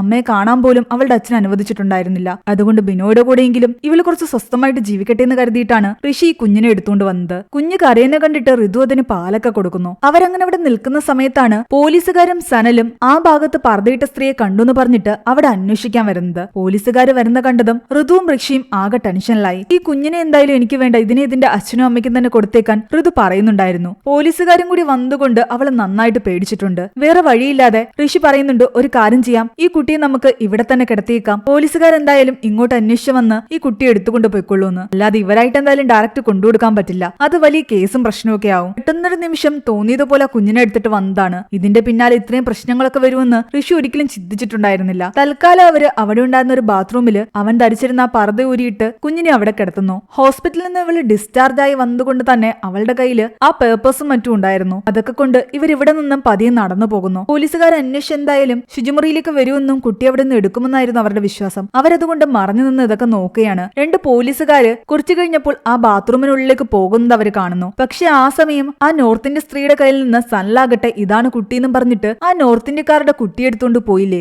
അപ്പോഴേക്കും പോലീസുകാരെല്ലാം അവന്റെ പിറകെ ആ വണ്ടിയുടെ അടുത്തേക്ക് പോയിട്ടുണ്ടായിരുന്നു. ശുചിമുറിയിൽ നിന്ന് ഇറങ്ങി വന്ന പോലീസുകാരുടെ കയ്യിൽ ഇവരവിടെ വെച്ച കുട്ടിയുമില്ല. ആകെ ടെൻഷനായിട്ട് ഋഷിയും ഋതുവും ബാത്റൂമിലേക്ക് കയറി നോക്കുമ്പോ അവിടെ എങ്ങും തന്നെ കുട്ടിയെ കാണുന്നില്ല. പോലീസുകാർ കുട്ടിയെ എടുത്തിട്ടുമില്ല. ഈ കുട്ടി ഇവിടെ നിന്ന് അപ്രത്യക്ഷമായിരിക്കുകയും ചെയ്യുന്നു. വേറെ ആരും അകത്തേക്ക് കയറുന്നത് അവർ കണ്ടിട്ടുണ്ടായിരുന്നില്ല. കുട്ടി എവിടെ പോയെന്നാലോചിച്ച് അവരാകെ ടെൻഷനിലായി. കുട്ടിയെ എടുത്തോണ്ട് വന്നപ്പോ തന്നെ ഋഷിയാകട്ടെ ബിനോയോട് പറഞ്ഞിട്ടുണ്ടായിരുന്നു, ഋതുവിന് മകളാണ് ജനിച്ചതെന്നും ഞങ്ങൾ ഹോസ്പിറ്റലിൽ നിന്ന് ഡിസ്ചാർജ് ഒക്കെ ആക്കിയിട്ട് വീട്ടിലേക്ക് വരികയാണെന്നും. അത് കാരണം ബിനോയ് കുറച്ച് സന്തോഷത്തിലായിരുന്നു. ഈ പ്രാവശ്യമെങ്കിലും കുഞ്ഞിനെ കിട്ടിയല്ലോ. ഇപ്പോൾ ഇവരുടെ കയ്യിൽ കുട്ടിയോ ഇല്ല. ബിനോയോട് കള്ളം പറഞ്ഞിട്ട് നിൽക്കുകയുമാണ്. ആകെ ടെൻഷനായിട്ട് നിൽക്കുമ്പോൾ ബിനോയുടെ കോള് വരുന്നുണ്ട്. ഇത് എന്ത് ചെയ്യുന്ന ആലോചിച്ചുകൊണ്ട് നിൽക്കുമ്പോൾ തൽക്കാലം അയാളുമായിട്ടൊരു പ്രശ്നത്തിന് നിൽക്കാതെ ഋഷിയാകട്ടെ ഫോൺ വാങ്ങി ബിനോയോട് പറയുന്നുണ്ട്, ഞങ്ങൾ പുറത്തേക്ക് ഇറങ്ങിയതേ ഉള്ളൂ, കുറച്ച് കഴിയുമ്പോഴത്തേക്കും വീട്ടിലേക്ക് വരുമെന്ന്. ഋതു ആകട്ടെ ഋഷിയോട് പറയുന്നുണ്ട്, നമുക്ക് ഈ കാര്യങ്ങളൊക്കെ പോലീസിനോട് പറയാം. ആ കുട്ടി ആരെങ്കിലും എടുത്തുകൊണ്ട് പോയതായിരിക്കും, അവരെന്തായാലും അന്വേഷിച്ച് കണ്ടുപിടിക്കുമെന്ന്. എന്നാൽ ഋഷി പറയുന്നുണ്ട്, ആദ്യം കുട്ടിയെ എടുത്തത് ഞാനാണ്, രണ്ടാമത് ആരാ എടുത്തതെന്ന് നമുക്കറിയില്ല. പക്ഷെ പോലീസുകാരെ നമ്മളെ തന്നെ പ്രതിയാക്കും. ശരിയാക്കൂ. പക്ഷെ നമ്മൾ കാരണമല്ലേ ആ കുഞ്ഞിന് ഇങ്ങനൊരു അവസ്ഥ വന്നേന്ന് ഋതു ചോദിക്കുമ്പോൾ ഋഷി പറയുന്നത് ആ കുഞ്ഞ് നമ്മുടെ ജീവിതത്തിൽ വന്നിട്ടില്ല എന്നങ്ങ് ചിന്തിച്ചാൽ മതി. ഇനി നമ്മളും ആ കുഞ്ഞും തമ്മിൽ ഒരു കണക്ഷനും ഇല്ലാന്ന്. തനിക്ക് ഇനിയും നടക്കാൻ വയ്യാന്നും ആകെ തളർന്നു എന്ന് അവള് പറയുമ്പോ നീ ഇവിടെ നിൽക്കും, ഞാനിപ്പോ വരാമെന്ന് പറഞ്ഞിട്ട് ഋഷി അവിടെ നിന്നും പോകുന്നു. ആ സമയം നമ്മളെ സനലിനെ കാണിക്കുന്നുണ്ട്. വിവേക് മേനോ എന്ന് പറഞ്ഞ പേരിൽ ഋഷി അവിടെ കൊടുത്തിരുന്ന അഡ്രസ് ഫേക്ക് ആണെന്ന് സനലിന് മനസ്സിലായി. അവൻ കൊടുത്ത നമ്പറിൽ വിളിച്ചിട്ടും കിട്ടുന്നുണ്ടായിരുന്നില്ല. മെറ്റേണിറ്റി വാർഡിന്റെ ഫ്രണ്ടിൽ വെച്ചിട്ട് സനൽ അവനെ കണ്ടപ്പോ ഡൗട്ട് തോന്നാതിരിക്കാൻ HIV ടെസ്റ്റിന് വന്നതാണെന്ന് അവൻ കള്ളം പറഞ്ഞതാണെങ്കിലും ബ്ലഡ് ടെസ്റ്റിന് അവൻ അവിടെ കൊടുത്തിട്ടുണ്ടായിരുന്നല്ലോ. അപ്പൊ ഉറപ്പായിട്ടും അവിടെ പേയ്മെന്റ് നടത്തിയിട്ടുണ്ട്. അവൻ ഗൂഗിൾ പേ വഴിയോ കാർഡ് വഴിയോ പേയ്മെന്റ് നടത്തിയിട്ടുണ്ടെങ്കിൽ അതിൽ നിന്നും അവന്റെ യഥാർത്ഥ അഡ്രസ് ബാങ്ക് ത്രൂ എടുക്കാൻ പറ്റുമെന്ന് സനലിന് മനസ്സിലായി. അങ്ങനെ അവൻ ഋഷിയുടെ യഥാർത്ഥ അഡ്രസ്സും ഫോൺ നമ്പറും കണ്ടുപിടിക്കുന്നു. അവൻ പോലീസുകാരോട് ഇതിനെപ്പറ്റി പറയാൻ ചെന്നെങ്കിലും ഓൾറെഡി ആ നോർത്ത് ഇന്ത്യക്കാരുടെ കുട്ടി എടുത്തുകൊണ്ട് വന്ന് പോലീസുകാരുടെ അന്വേഷണം വഴിതെറ്റിച്ചത് കാരണം ഇവൻ പറയുന്ന ഒരു കാര്യങ്ങളും കേൾക്കാൻ അവർ കൂട്ടാക്കിയില്ല. ആ സമയം ഋഷിയാകട്ടെ ഒരു ഓട്ടോയും വിളിച്ചുകൊണ്ടുവന്ന് ഋതുവിനെ അതിൽ കയറ്റി വീട്ടിലേക്ക് കൊണ്ടുപോകുകയായിരുന്നു. ബിനോയുടെ വീട്ടിലോട്ട് പോകാൻ പറ്റില്ലെങ്കിൽ നമ്മുടെ വീട്ടിലോട്ട് പോകാം, അച്ഛന്റെ കൈയും കാലും പിടിച്ചെങ്കിലും അകത്ത് കയറാമെന്ന് അവൻ പറയുന്നു. എന്നാൽ ബിനോയ് എന്നെ വെറുതെ വിടില്ല എന്നാണ് അവൾ പറയുന്നത്. അയാൾ നിരന്തരം വിളിച്ചുകൊണ്ടിരിക്കുകയാണ്. അടുത്ത 2 കുഞ്ഞുങ്ങളെ നഷ്ടപ്പെട്ടപ്പോൾ തന്നെ അയാൾ എനിക്ക് വാണിംഗ് തന്നതാണ്. ഈ കുഞ്ഞു ഇല്ലാന്ന് അറിഞ്ഞു കഴിഞ്ഞാൽ അയാൾ ഉറപ്പായിട്ടും എന്നെ വെറുതെ വിടില്ല. പക്ഷെ അപ്പോഴാണ് ഋതുവിന്റെ ശരീരത്തിലെ പാടുകൾ കാണുന്നത്. അവളുടെ ശരീരമാകെ സിഗരറ്റ് കൊണ്ട് അയാൾ പൊള്ളിച്ചിട്ടുണ്ടായിരുന്നു. അവളെ ക്രൂരമായി അയാൾ ഉപദ്രവിക്കാറുണ്ടെന്ന് ഋഷിക്ക് അപ്പോൾ മനസ്സിലായി. അത് കാരണം എന്തായാലും ബിനോയുടെ അടുത്തേക്ക് പോകാനേ പറ്റില്ല. കൂടാതെ ഇവരുടെ സംസാരം ആ ഓട്ടോക്കാരൻ ശ്രദ്ധിക്കുന്നു മനസ്സിലായതോടുകൂടി തൽക്കാലം ഋഷി പെട്ടെന്ന് ഓട്ടോയിൽ നിന്നും ഇറങ്ങി. ഋതുവിനെ അവിടെ നിർത്തിയിട്ട് ഒരു കൂട്ടുകാരനെ വണ്ടി എടുക്കാൻ പോകാൻ തുടങ്ങിയതായിരുന്നു അവൻ. ആ സമയത്താണ് അവന് സനലിന്റെ കോള് വരുന്നത്. നിനക്ക് എയ്ഡ്സ് ഉണ്ടോ എന്ന് അറിയണ്ടേന്ന് ചോദിച്ചുകൊണ്ട് സനൽ സംസാരിക്കാൻ തുടങ്ങിയതും ഋഷി ആകെ ടെൻഷനിലായി. അവൻ ഹോസ്പിറ്റലിൽ തന്റെ യഥാർത്ഥ നമ്പർ കൊടുത്തിട്ടില്ല. പിന്നെ എങ്ങനെ അവർ നമ്പർ കണ്ടുപിടിച്ചു എന്നതായിരുന്നു അവൻ അപ്പോൾ ചിന്തിച്ചത്. പേടിച്ചു പോയി അവനാകട്ടെ പെട്ടെന്ന് കോള് കട്ട് ചെയ്ത് ആ നമ്പറും ബ്ലോക്ക് ചെയ്യുന്നു. രണ്ടാമത് വീണ്ടും സനൽ വിളിച്ചിട്ട് അവനെ കിട്ടുന്നുണ്ടായിരുന്നില്ല. ആ സമയം എല്ലാവരും ഞെട്ടിച്ചുകൊണ്ട് മീനാക്ഷിയുടെ അച്ഛന് ഒരു കോള് വരുന്നുണ്ട്. കുട്ടിയെ കടത്തിക്കൊണ്ടുപോയത് ഞങ്ങളാണെന്നും 30 ലക്ഷം രൂപ ഞങ്ങൾ പറയുന്ന സ്ഥലത്ത് കൊണ്ടിട്ടില്ലെങ്കിൽ കുട്ടിയെ നിങ്ങൾക്ക് ഇനി കാണാൻ സാധിക്കില്ല എന്നും പറയുന്നു. ആകാശം ഇതെല്ലാം കേട്ടുകൊണ്ട് നിൽക്കുകയായിരുന്നു. അത് കേട്ട് അവനും ആകെ ടെൻഷനിലായി. 2 മണിക്കൂറിനുള്ളിൽ 30 ലക്ഷം രൂപയാണ് അവർ ആവശ്യപ്പെട്ടത്. അത്രയും ടൈമിനുള്ളിൽ ഇത്ര വലിയ തുകയൊന്നും തങ്ങൾക്ക് റെഡിയാക്കാൻ പറ്റില്ല എന്ന് പറഞ്ഞെങ്കിലും ആ കിഡ്നാപ്പർ മീനാക്ഷിയുടെ അച്ഛനോട് പറയുന്നത് നിങ്ങളുടെ ബാങ്കിൽ എത്രത്തോളം ക്യാഷ് ഉണ്ടെന്നൊക്കെ എനിക്കറിയാം, അതുകൊണ്ട് മര്യാദയ്ക്ക് 30 ലക്ഷം 2 മണിക്കൂറിനുള്ളിൽ കൊണ്ടുവരണമെന്ന്. കിഡ്നാപ്പറിന്റെ നമ്പറൊക്കെ അവർ ട്രേസ് ചെയ്യാൻ ശ്രമിച്ചെങ്കിലും അതെല്ലാം തന്നെ ഹാക്കേഴ്സ് ഉപയോഗിക്കുന്ന ഒരുതരം ആപ്പിൽ നിന്ന് വന്ന കോളായിരുന്നു. ലൊക്കേഷൻ ഒന്നും തന്നെ അവർക്ക് കിട്ടുന്നുണ്ടായിരുന്നില്ല. എന്താണെങ്കിലും ലൊക്കേഷൻ ട്രേസ് ചെയ്യാൻ അവർ ശ്രമിച്ചുകൊണ്ടിരിക്കുകയാണ്. പോലീസുകാര് പുറത്തേക്ക് ഇറങ്ങി വരുമ്പോൾ സനൽ അവിടെ നിൽക്കുന്ന കണ്ടിട്ട് നീ ഇതുവരെയും പോയില്ലെന്ന് ചോദിക്കുന്നു. താൻ പോകാൻ തുടങ്ങിയായിരുന്നു എന്ന് സനൽ പറഞ്ഞതും ആ കുഞ്ഞിനെന്തെങ്കിലും പറ്റിക്കഴിഞ്ഞാൽ നിന്നെ വെറുതെ വിടില്ല എന്നാണ് രാകേഷ് പറയുന്നത്. എന്നാൽ നിങ്ങളെക്കാൾ കൂടുതൽ ആ കുഞ്ഞിനെ കണ്ടുപിടിക്കേണ്ട ആവശ്യം എനിക്കാണെന്ന് സനൽ പറയുന്നു. ഞാൻ രാവിലെ ഇവിടെ കറക്റ്റ് സമയത്ത് വരാത്തതുകൊണ്ടല്ലേ ഇതെല്ലാം സംഭവിച്ചത്. അതുകൊണ്ട് ആ കുഞ്ഞിനെ കണ്ടുപിടിക്കാൻ ഞാൻ എന്നെ കൊണ്ട് പറ്റുന്നതൊക്കെ ചെയ്യുമെന്ന് അവനും പറയുന്നു. ഋഷി ഋതുവിനെയും കൊണ്ട് തന്റെ വീട്ടിലേക്ക് പോവുകയാണ്. എന്നാൽ ബിനോയെയും കുടുംബത്തിനെ അങ്ങനെ പെട്ടെന്നൊന്നും വിട്ടിട്ട് വരാൻ പറ്റില്ല എന്ന് ഋതു പറയുമ്പോൾ ഋഷി പറയുന്നുണ്ട് നിന്നെ ഇത്രയും ഉപദ്രവിക്കുന്ന ഒരാളുടെ കൂടെ നീ എന്തിനാ വീണ്ടും ഇങ്ങനെ നിൽക്കുന്നതെന്ന്. അച്ഛനോട് എന്തെങ്കിലും പറഞ്ഞ് നമുക്ക് ആ വീട്ടിലേക്ക് കയറാം. എന്നാൽ അതൊന്നും നടക്കില്ല എന്ന് അവൾ പറയുന്നു. നീ എന്താലോചിച്ചിട്ടാ ഇതുപോലൊരാളുടെ കൂടെ ഇറങ്ങിപ്പോയെന്ന് ചോദിക്കുമ്പോൾ ഋതു ആകെ ദേഷ്യത്തിലും സങ്കടത്തിലും പറയുന്നുണ്ട് നിന്നെപ്പോലൊരു അനുജന്റെയും നമ്മുടെ അച്ഛനെപ്പോലൊരാളുടെയും കൂടെ ആ വീട്ടിൽ എനിക്ക് ജീവിച്ചു മടുത്തു എന്ന്. അവൾ അവിടെ ഉണ്ടായിരുന്ന സമയത്ത് ഇവർ രണ്ടുപേരും അവളോട് അത്ര സ്നേഹത്തിലൊന്നും ആയിരുന്നില്ല പെരുമാറിക്കൊണ്ടിരുന്നത്. എന്റെ കുറ്റബോധം ഇന്ന് ഋഷിക്കുമുണ്ട്. ഋഷിയുടെ അച്ഛനും അമ്മയും ആഗ്രഹിച്ചത് ഒരു ആൺകുഞ്ഞിനെയായിരുന്നു. അവർക്ക് ആദ്യം ജനിച്ചതാകട്ടെ ഋതുവും. രണ്ടാമത് ഒരുപാട് നേർച്ചകൾക്കൊക്കെ ശേഷമാണ് ഋഷി ജനിച്ചത്. അതിനുശേഷം അവരുടെ ജീവിതത്തിൽ നല്ല കാര്യങ്ങൾ മാത്രമേ നടന്നിട്ടുള്ളൂ. അതുകൊണ്ട് തന്നെ അച്ഛനും അമ്മയ്ക്കൊക്കെ ഒരുപാട് സ്നേഹം ഋഷിയോടായിരുന്നു. ഋതു എന്നും അവിടെ അവഗണിക്കപ്പെട്ടിട്ടേ ഉള്ളൂ. താൻ വീട്ടിലെ വലിയ ആരോ എന്നുള്ള രീതിയിലായിരുന്നു ഋഷിയും ആദ്യമൊക്കെ ഋതുവിനോട് പെരുമാറിക്കൊണ്ടിരുന്നത്. അതുകൊണ്ടാണ് പഠിച്ചുകൊണ്ടിരുന്ന കാലത്ത് തന്നെ ബസ് ഡ്രൈവറായ ബിനോയെ പ്രണയിച്ച് അയാളുടെ കൂടെ ഒളിച്ചോടിപ്പോയത്. പക്ഷെ ബിനോയും അവളെ ടോർച്ചർ ചെയ്തുകൊണ്ട് തന്നെയാണ് ഇരുന്നത്. ഇങ്ങനെ സംസാരിച്ചുകൊണ്ട് പോകുന്ന വഴിക്കൊക്കെ പോലീസ് ചെക്കിംഗ് ഉണ്ടായിരുന്നു. എവിടുന്ന് വരിക, എങ്ങോട്ട് പോകുക എന്നൊക്കെ അവർ ചോദിക്കുന്നുണ്ട്. ആകെ ടെൻഷനായിട്ടാണ് എല്ലാത്തിനും ഋഷി ഉത്തരം പറഞ്ഞത്. സമയം അവരുടെ അടുത്ത് ആ കുട്ടിയൊന്നും ഇല്ലാത്തത് കൊണ്ട് പോലീസുകാർ ജസ്റ്റ് വണ്ടിയൊക്കെ ഒന്ന് ചെക്ക് ചെയ്തിട്ട് അവരെ അവിടെ നിന്ന് പറഞ്ഞു വിട്ടു. കുറെ ദൂരം മുന്നോട്ട് പോയപ്പോൾ ഋഷിയുടെ ഫോണിൽ വീണ്ടും ഒരു കോള് വരുന്നു. മെഡിക്കൽ കോളേജിനടുത്തുള്ള പോലീസ് സ്റ്റേഷനിൽ നിന്നായിരുന്നു അത്. ഋഷിയല്ലേ അത്യാവശ്യമായിട്ട് സ്റ്റേഷനിലേക്ക് വരണമെന്ന് പറയുന്നു. ആകെ ടെൻഷനോടുകൂടി അവൻ സ്റ്റേഷനിലേക്ക് എത്തി. ഋതുവിനെ വണ്ടിയിലിരുത്തി അകത്തേക്ക് കയറിയപ്പോഴാണ് അവന് മനസ്സിലാകുന്നത് പോലീസുകാര് അവനെ വിളിപ്പിച്ചത് മറ്റൊരു കാര്യത്തിനായിരുന്നു എന്ന്. സനലിന്റെ ഫോൺ അവർ ട്രേസ് ചെയ്തുകൊണ്ടിരുന്നതല്ലേ. അവന്റെ ഫോണിലേക്ക് വന്ന കോളുകളും അവൻ വിളിച്ച കോളുകളും എല്ലാം തന്നെ അവർ ചെക്ക് ചെയ്യുന്നതിനിടയ്ക്ക് സനലിന്റെ ഫോണിൽ നിന്നും ഋഷിയുടെ ഫോണിലേക്ക് ഒരു കോള് വന്നിട്ടുണ്ടെന്ന് അവർക്ക് മനസ്സിലായി. സനൽ എന്തിനാ നിന്നെ വിളിച്ചതെന്ന് ചോദിക്കുമ്പോൾ ഋഷി പറയുന്നുണ്ട് ഞാൻ ആ ഹോസ്പിറ്റലിൽ HIV ടെസ്റ്റിന് വേണ്ടി കൊടുത്തിട്ടുണ്ട്, അതിന്റെ റിസൾട്ട് ആയി എന്ന് പറയാൻ എന്നെ വിളിച്ചതാണെന്ന്. HIV എന്ന് കേട്ടതും ആ പോലീസുകാരൻ ആകെ ടെൻഷനിലായി. അവന്റെ അടുത്ത് നിന്നും പോലീസുകാരൻ കുറച്ചൊന്ന് മാറിയിരുന്നിട്ട് ഇവൻ പറഞ്ഞത് സത്യമാണോ എന്ന് അറിയാൻ വേണ്ടിയിട്ട് ഹോസ്പിറ്റലിലേക്ക് വിളിച്ച് ചെക്ക് ചെയ്യുന്നു. ഋഷി എന്ന് പറയുന്ന ഒരാള് അവിടെ HIV ടെസ്റ്റിന് തന്നിട്ടുണ്ടോ എന്ന് ചോദിക്കുമ്പോൾ അവർ പറയുന്നുണ്ട് അങ്ങനൊരു പേരിൽ ആരും ഇല്ലാന്ന്. അപ്പോൾ ഋഷി പോലീസുകാരനോട് പറയുന്നുണ്ട് ഞാൻ വിവേക് മേനോൻ എന്ന് പറയുന്ന പേരിലാണ് അവിടെ ബ്ലഡ് കൊടുത്തതെന്ന്. പുറത്താരും അറിയാതിരിക്കാൻ വേണ്ടിയിട്ട് അങ്ങനെ ചെയ്തത്. അതുപോലെ എന്നെ ലാബ് കാണിച്ചു തന്നതും ഇതിനുവേണ്ടി ഹെൽപ്പ് ചെയ്തതും സനൽ എന്ന് പറയുന്ന ആളാണ്. അതുകൊണ്ടാണ് അയാൾ അയാൾ എന്നെ ഡയറക്റ്റ് വിളിച്ചത്. അവൻ പറഞ്ഞ കാര്യങ്ങൾ വെച്ച് അന്വേഷിച്ചപ്പോൾ അവൻ അവിടെ HIV ടെസ്റ്റിന് കൊടുത്തിട്ടുണ്ടെന്ന് പോലീസുകാരന് മനസ്സിലായതോടുകൂടി അയാൾ ആകട്ടെ അവനോട് പൊയ്ക്കൊള്ളാൻ പറയുന്നു. അവൻ ഇറങ്ങാൻ തുടങ്ങിയതും പോലീസുകാരൻ പറയുന്നുണ്ട്, നീ എന്തായാലും ഹോസ്പിറ്റലിൽ പോയി റിസൾട്ട് വാങ്ങാൻ. പോലീസുകാരെ ബോധ്യപ്പെടുത്താൻ വേണ്ടിയിട്ട്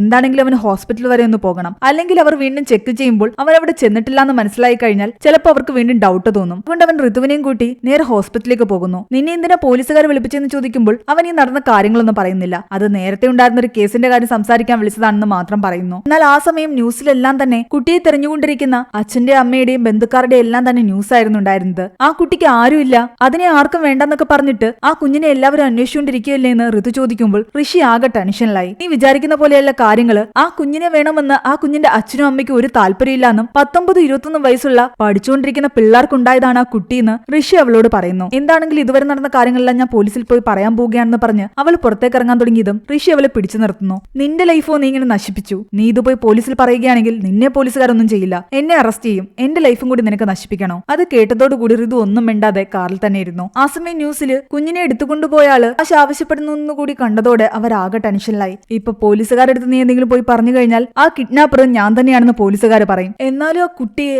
ആ ബാത്റൂമിൽ നിന്ന് ആരായിരിക്കും എടുത്തുകൊണ്ടുപോയെന്നായിരുന്നു ഇവർ ചിന്തിച്ചുകൊണ്ടിരുന്നത്. കാര്യങ്ങൾ ഇത്രയൊക്കെ ആയ സ്ഥിതിക്ക് ഇനി ഇതിന്റെ പിറകെ നമ്മളൊന്നിനും പോകണ്ടെന്നും എനിക്ക് ഹോസ്പിറ്റൽ വരെ ഒന്ന് പോകണമെന്നും പറഞ്ഞിട്ട് അവൻ വണ്ടി നേരെ ഹോസ്പിറ്റലിലേക്ക് വിടുന്നു. ആ സമയം പോലീസുകാര് കിഡ്നാപ്പർ പറഞ്ഞതനുസരിച്ച് മീനാക്ഷിയുടെ അച്ഛന്റെ കയ്യില് 30 ലക്ഷം രൂപ ഒരു സ്ഥലത്തേക്ക് കൊടുത്തുവിടുന്നു. കുറച്ച് വീടുകളിൽ ചുറ്റപ്പെട്ട ഒരു സ്ഥലം. അവിടെ ഒഴിഞ്ഞു കിടക്കുന്ന ഒരു പറമ്പില് പണമടങ്ങുന്ന ബാഗ് കൊണ്ട് ഇടാനായിരുന്നു കിഡ്നാപ്പർ പറഞ്ഞത്. എന്നാൽ പോലീസുകാര് മീനാക്ഷിയുടെ അച്ഛൻ അവിടെ എത്തുന്നതിന് മുൻപ് തന്നെ ആ ഏരിയയിലുള്ള പല വീടുകളിലും പോയി സംസാരിച്ച് വീടിന്റെ മുകളിലത്തെ നിലയിൽ ഒളിച്ചിരിപ്പുണ്ടായിരുന്നു. രാകേഷും അവിടെ അടുത്തുള്ള ഒരു വീട്ടിലെത്തി ഒരു പയ്യനോട് തങ്ങൾ ഇങ്ങനൊരു മിഷന് വന്നെയാണെന്ന് പറയുന്നു. ആ പയ്യൻ പറയുന്നുണ്ട്, ആ പറമ്പ് കാണണമെങ്കിൽ വീടിന്റെ മുകളിലേക്ക് പോയാൽ മതി, അവിടെ നിന്ന് നോക്കിയാൽ നല്ല പോലെ കാണാമെന്ന്. അങ്ങനെ രാകേഷ് ആ പയ്യന്റെ കൂടെ വീടിന്റെ മുകളിലത്തെ റൂമിലേക്ക് എത്തി. ആ സമയം ഋഷിയാകട്ടെ തന്റെ റിപ്പോർട്ട് വാങ്ങാൻ വേണ്ടിയിട്ട് ഹോസ്പിറ്റലിലേക്ക് വന്നതായിരുന്നു. ഋഷി ഇവിടെ റിപ്പോർട്ട് വാങ്ങാൻ വന്നതും സനൽ അന്വേഷിച്ചുകൊണ്ടിരിക്കുന്ന ആള് ഈ പയ്യനാണെന്ന് ആ നേഴ്സിന് മനസ്സിലായി. നേഴ്സ് പെട്ടെന്ന് സനലിനെ വിവരം അറിയിക്കുന്നു. നേഴ്സ് തന്നെ ഒരുമാതിരി നോക്കുന്ന കണ്ടിട്ട് കാര്യം അത്ര പന്തിയല്ലാന്ന് മനസ്സിലാക്കി ഋഷി പെട്ടെന്ന് അവിടെ നിന്ന് പോകാൻ തുടങ്ങിയായിരുന്നു. ആ സമയം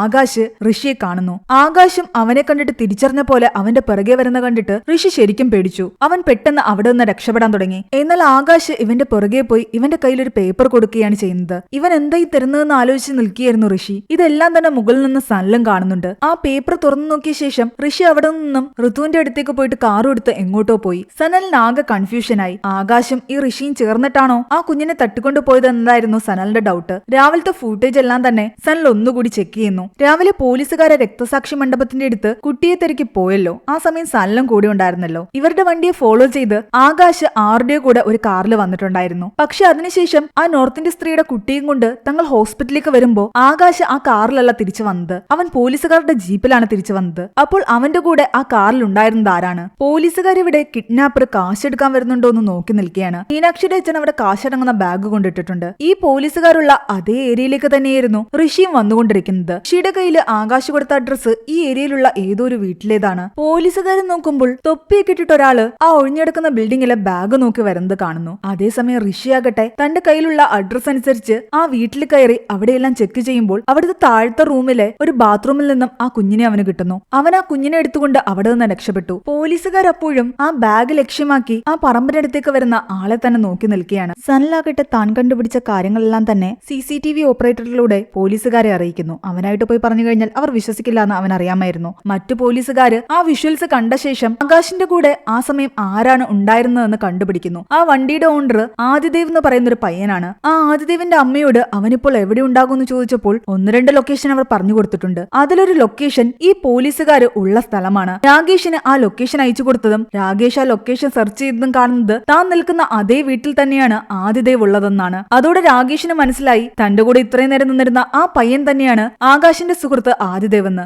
രാകേഷ് കൈയോടെ അവനെ പിടിച്ചു. മറ്റു പോലീസുകാരാകട്ടെ ആ ബാഗ് ലക്ഷ്യമാക്കി വന്ന ആളുടെ പിറകെ പോയി. ആ സമയം ഇവരാരുടെയും കണ്ണിൽപ്പെടാതെ ഋഷി ആ കുഞ്ഞിനെ എടുത്തുകൊണ്ട് അവിടെ നിന്നും പോയി. കുഞ്ഞു വീണ്ടും ഋതുവിന്റെ കയ്യിൽ തന്നെ എത്തിയിരിക്കുന്നു. ഋഷി അവിടെ നിന്ന് പെട്ടെന്ന് കുഞ്ഞിനെ ഋതുവിനെയും കൊണ്ട് വണ്ടി എടുത്തിട്ട് പോയി. കുഞ്ഞിനെ കിഡ്നാപ്പ് ചെയ്തു എന്ന് പറഞ്ഞിട്ട് മീനാക്ഷിയുടെ അച്ഛനെ വിളിച്ചത് ആദിദേവ് ആയിരുന്നു. ആ ബാഗ് നോക്കി വന്നത് കിഡ്നാപ്പറിന്റെ ആളൊന്നും ആയിരുന്നില്ല. അത് ആ ഏരിയയിലെ സെക്രട്ടറി ആയിരുന്നു. സംശയാസ്പദമായിട്ട് അവിടെ ഒരു ബാഗ് കിടക്കുന്ന കണ്ടിട്ട് അയാൾ നോക്കാൻ വന്നതാണ്. ആദിദേവ് ഇപ്പോൾ നിൽക്കുന്ന ഈ വീടില്ലേ, അത് ശരിക്കും അവന്റെ അച്ഛന്റെ ബിസിനസ് പാർട്ണറുടെ വീടായിരുന്നു. വാടകയ്ക്ക് കൊടുക്കാൻ ഇട്ടിരുന്നതാണ്. പലപ്പോഴും അവൻ ഒറ്റയ്ക്ക് വന്നിരുന്ന് പഠിക്കാൻ വേണ്ടിട്ട് ഈ വീട് യൂസ് ചെയ്യാറുണ്ട്. ആ കുഞ്ഞെവിടെയെന്ന് ആദിദേവനോട് ചോദിച്ചതും അവൻ പറയുന്നുണ്ട് സാറ് വരുന്ന സമയത്ത് കുഞ്ഞ് താഴെ ഉണ്ടായിരുന്നു. സാറ് മുകളിലേക്ക് കയറിപ്പോയത് കൊണ്ട് ഞാൻ പെട്ടെന്ന് കുഞ്ഞിനെ ബാത്റൂമിലേക്ക് മാറ്റിയതാണെന്ന്. പക്ഷെ അവൻ ബാത്റൂമിൽ പോയി നോക്കുമ്പോ ആ കുട്ടി അവിടെ ഉണ്ടായിരുന്നില്ല. കുഞ്ഞ് അവിടെ നിന്നും എവിടെ പോയിന്ന് അവർക്ക് കണ്ടെത്താനേ സാധിക്കുന്നില്ല. ഓൾറെഡി ഇവൻ കുഞ്ഞിന്റെ പേരും പറഞ്ഞ് ഇവിടേക്ക് കാശ് എത്തിക്കാൻ ശ്രമിച്ചുകൊണ്ടിരുന്നത് കൊണ്ട് തന്നെ ആ ഏരിയയിലുള്ള എല്ലാ CCTV ക്യാമറയും അവൻ ഹാക്ക് ചെയ്ത് നശിപ്പിച്ചിട്ടുണ്ടായിരുന്നു. അതുകൊണ്ട് 3 മണിക്കൂറിനുള്ള ഒരു ഫൂട്ടേജും പോലീസുകാർക്ക് കിട്ടിയില്ല.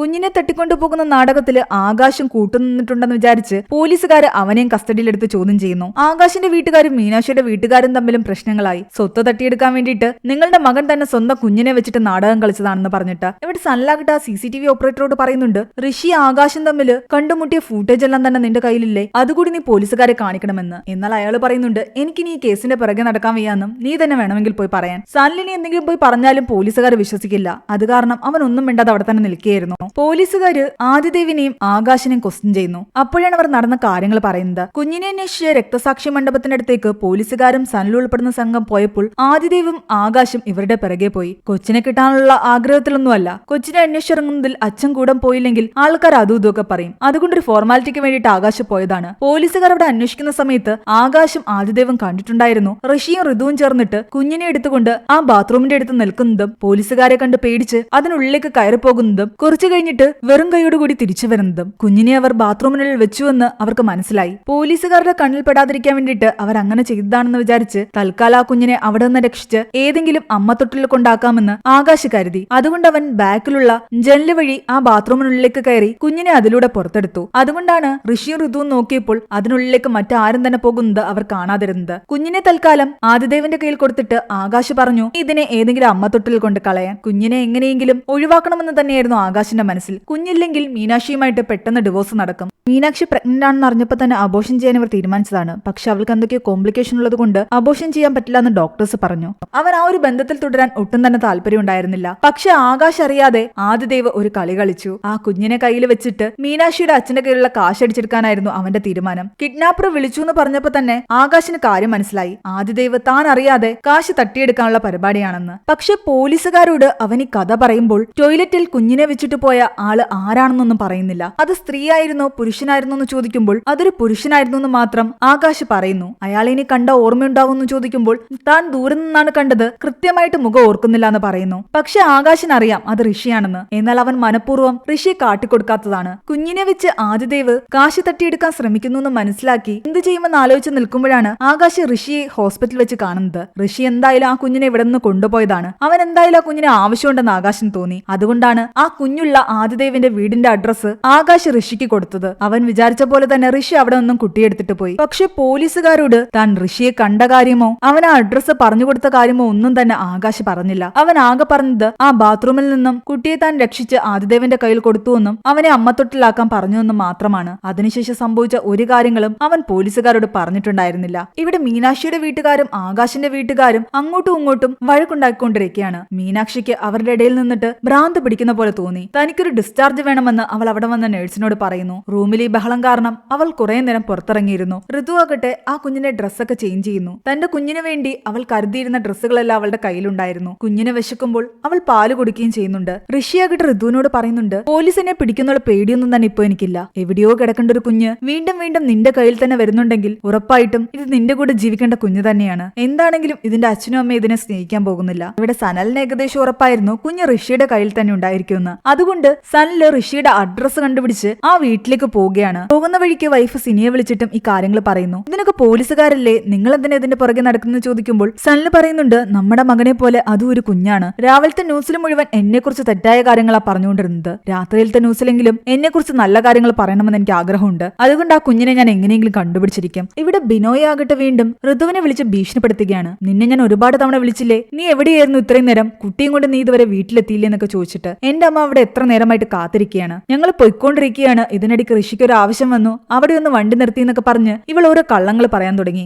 ഓരോ തവണയും പേടിച്ചായിരുന്നു അവൾ ബിനോയോട് സംസാരിച്ചു കൊണ്ടിരുന്നത്. അവന്റെ അടുത്ത് ഇങ്ങനെ പേടിച്ചു നിൽക്കാതെ അവനുമായിട്ടുള്ള എല്ലാ ബന്ധങ്ങളും അവസാനിപ്പിച്ച് വീട്ടിലേക്ക് തിരിച്ചു വാന്ന് ഋഷി പറയുന്നുണ്ടെങ്കിലും ഋതുവിന് അത് പെട്ടെന്നൊന്നും ചെയ്യാൻ പറ്റുന്നുണ്ടായിരുന്നില്ല. അവൾ തൽക്കാലം ഫോൺ കട്ട് ചെയ്തു. കുറെ നേരം ഇരുന്ന് ആലോചിച്ചു. ഇനി ഇയാളുടെ ഭീഷണി കേട്ടുകൊണ്ടിരിക്കേണ്ടെന്ന് ചിന്തിച്ചിട്ട് തിരിച്ച് അയാളെ വിളിച്ചിട്ട് പറയുന്നുണ്ട്, നിങ്ങളുടെ കുഞ്ഞ് മരിച്ചുപോയെന്ന്. ഞാൻ നിങ്ങളുടെ കുഞ്ഞില്ലാതെയാണ് ഇപ്പോൾ പോയിക്കൊണ്ടിരിക്കുന്നത്. നിങ്ങളുമായിട്ട് ഇനി എനിക്കൊരു ബന്ധവുമില്ല. ഞാൻ നിങ്ങളുടെ വീട്ടിലേക്ക് വരുത്തുമില്ല. എന്റെ പിറകെ എങ്ങനെ വന്നു കഴിഞ്ഞാൽ എന്റെ ശരീരത്തിലുള്ള പാടുകളെല്ലാം ഞാൻ പോലീസ് സ്റ്റേഷനിൽ പോയി കാണിക്കും. നിങ്ങളെ പോലീസ് പോലീസിനെ കൊണ്ട് അറസ്റ്റ് ചെയ്യിപ്പിക്കും. അവൾ അങ്ങനെ ബിനോയോട് തിരിച്ചു പറയുന്നത് കേട്ടിട്ട് ഋഷിക്ക് ശരിക്കും സന്തോഷം തോന്നുന്നു. കാരണം തന്റെ ചേച്ചി ഇപ്പോഴെങ്കിലും തിരിച്ച് പ്രതികരിക്കാൻ തുടങ്ങിയല്ലോ. അത്രയും പറഞ്ഞിട്ട് അവൾ ഫോൺ കട്ട് ചെയ്തു. ഇതെല്ലാം കേട്ട് ബിനോയ് ആകെ ദേഷ്യത്തിലായിരുന്നു. പോലീസുകാർ അപ്പോഴും കുട്ടി എവിടെ പോയെന്ന് അന്വേഷിച്ചുകൊണ്ടിരിക്കുകയാണ്. രാത്രിയായപ്പോഴേക്കും ഋഷിയാകട്ടെ ഋതുവിനെയും കൊണ്ട് വീട്ടിലേക്ക് വന്നു. കുഞ്ഞിനെയും കൊണ്ട് വീട്ടിലേക്ക് വന്നിട്ട് പോലും അവളുടെ അച്ഛൻ അവളെ വീട്ടിലേക്ക് കയറ്റിയില്ല. ഇവിടെ നിന്നും ഇറങ്ങി പോകാൻ പറയുന്നു. ആൾക്കാരെല്ലാം കൂടിയിട്ടുണ്ടായിരുന്നു. ഋഷിയുടെ വീട് അന്വേഷിച്ചു വന്ന സനലും ഈ കാര്യങ്ങളെല്ലാം കാണുന്നു. അച്ഛൻ തന്റെ ചേച്ചിയെ അംഗീകരിക്കുന്നില്ല എന്ന് മനസ്സിലാക്കിയപ്പോ ഋഷിയാകട്ടെ അവന്റെ ചേച്ചിയും ആ കുഞ്ഞിനെയും കൊണ്ട് വീണ്ടും കാറിലേക്ക് കയറുന്നു. ആ സമയമാണ് സനലിനെ അവൻ കാണുന്നത്. സനല് തന്നെ ഫോളോ ചെയ്ത് ഇവിടം വരെ എത്തിയെന്ന് മനസ്സിലാക്കിയതും ഋഷി ആകെ ടെൻഷനിലായി പെട്ടെന്ന് വണ്ടി എടുത്തു പോകുന്നു. സനൽ അവനെ ഫോളോ ചെയ്തു പോകുന്നു. അതേസമയം പോലീസുകാരാകട്ടെ അപ്പോഴും സനലിന്റെ കോള് ട്രേസ് ചെയ്യുകയും അവന്റെ ലൊക്കേഷൻ ട്രേസ് ചെയ്യുകയും ചെയ്യുന്നുണ്ടായിരുന്നു. സംശയാസ്പദമായിട്ട് അവൻ പലയിടങ്ങളിലും കറങ്ങുന്നത് മനസ്സിലാക്കി അവന്റെ ലൊക്കേഷൻ കണ്ടെത്തി പോലീസുകാരും അവനെ ഫോളോ ചെയ്യുന്നു. ചിലപ്പോ അവന് ഈ കുട്ടിയുടെ മിസ്സിംഗുമായിട്ട് എന്തെങ്കിലും ബന്ധം ഉണ്ടായിരിക്കുമെന്നാണ് അവർ ചിന്തിച്ചത്. അതിനിടയ്ക്ക് ഋഷിയുടെ ഫോണിലേക്ക് ബിനോയുടെ ഭീഷണി മെസ്സേജുകൾ വരുന്നു. ഒന്നുകിൽ ഞാൻ പറയുന്ന കേട്ട് അവൾ എന്റെ വീട്ടിൽ കഴിയണം, അല്ലെങ്കിൽ ഞാൻ അവളോട് എന്താ ചെയ്യാൻ പോകുന്നതെന്ന് അവൾക്ക് നന്നായിട്ട് അറിയാം. ഇത്രയും കാലം താൻ അനുഭവിച്ച കാര്യങ്ങളൊക്കെ ഋതുവിന്റെ മനസ്സിലേക്ക് കടന്നു വരുന്നു. ഈ നാട്ടിൽ എന്തായാലും നിൽക്കാൻ പറ്റില്ല. ഇവിടെ നിന്ന് ആ കുഞ്ഞിനെയും കൊണ്ട് എങ്ങോട്ടെങ്കിലും രക്ഷപ്പെടാനായിരുന്നു ഋതുവിന്റെ പ്ലാൻ. നീ എന്നെ എവിടെയെങ്കിലും ഇറക്കി വിട്ടിട്ട് രക്ഷപ്പെട്ടുകൊള്ളാൻ അവനോട് പറഞ്ഞെങ്കിലും ഋഷിയാകട്ടെ അവളോട് പറയുന്നുണ്ട്, ഇത്രയും കാലം ഞാൻ കാരണം പോലും നീ ഒരുപാട് അനുഭവിച്ചിട്ടുണ്ട്. നിന്നെയും കുഞ്ഞിനെ സേഫ് ആക്കാതെ ഞാൻ ഇനി എങ്ങോട്ടും പോകില്ല. കുറച്ചു ദിവസം മുമ്പ് അവൾ പ്രസവിച്ച അവളുടെ യഥാർത്ഥ കുഞ്ഞിനെ ഋഷിയായിരുന്നു കൊണ്ട് അടക്കം ചെയ്തത്. ആ കുഞ്ഞിന്റെ മുഖം അപ്പോഴും അവന്റെ മനസ്സിലുണ്ട്. അതുകൊണ്ട് തന്റെ ചേച്ചിക്ക് ഇനിയെങ്കിലും സന്തോഷമുള്ള ജീവിതം കിട്ടണമെന്ന് അവൻ ആഗ്രഹിച്ചിരുന്നു. വളരെ ഇമോഷണൽ ആയിട്ട് ഋതുവിന്റെ കയ്യിലിരുന്ന കുഞ്ഞിന്റെ കാലിലേക്ക് പിടിച്ചുകൊണ്ട് പറയുന്നുണ്ട്, നിന്റെ ജീവിതത്തിലേക്ക് ഈ കുഞ്ഞിനെ ദൈവം തന്നെ കൊണ്ടുവന്നതാ. അതവൻ ഒഴിവാക്കാൻ നോക്കിയിട്ടും അത് വീണ്ടും നമ്മുടെ കയ്യിൽ തന്നെ വന്നതും അതുകൊണ്ടാ. ഇനി മുതൽ ഈ കുഞ്ഞിന്റെ എല്ലാ കാര്യങ്ങളും നീ തന്നെ നോക്കിയാൽ മതി.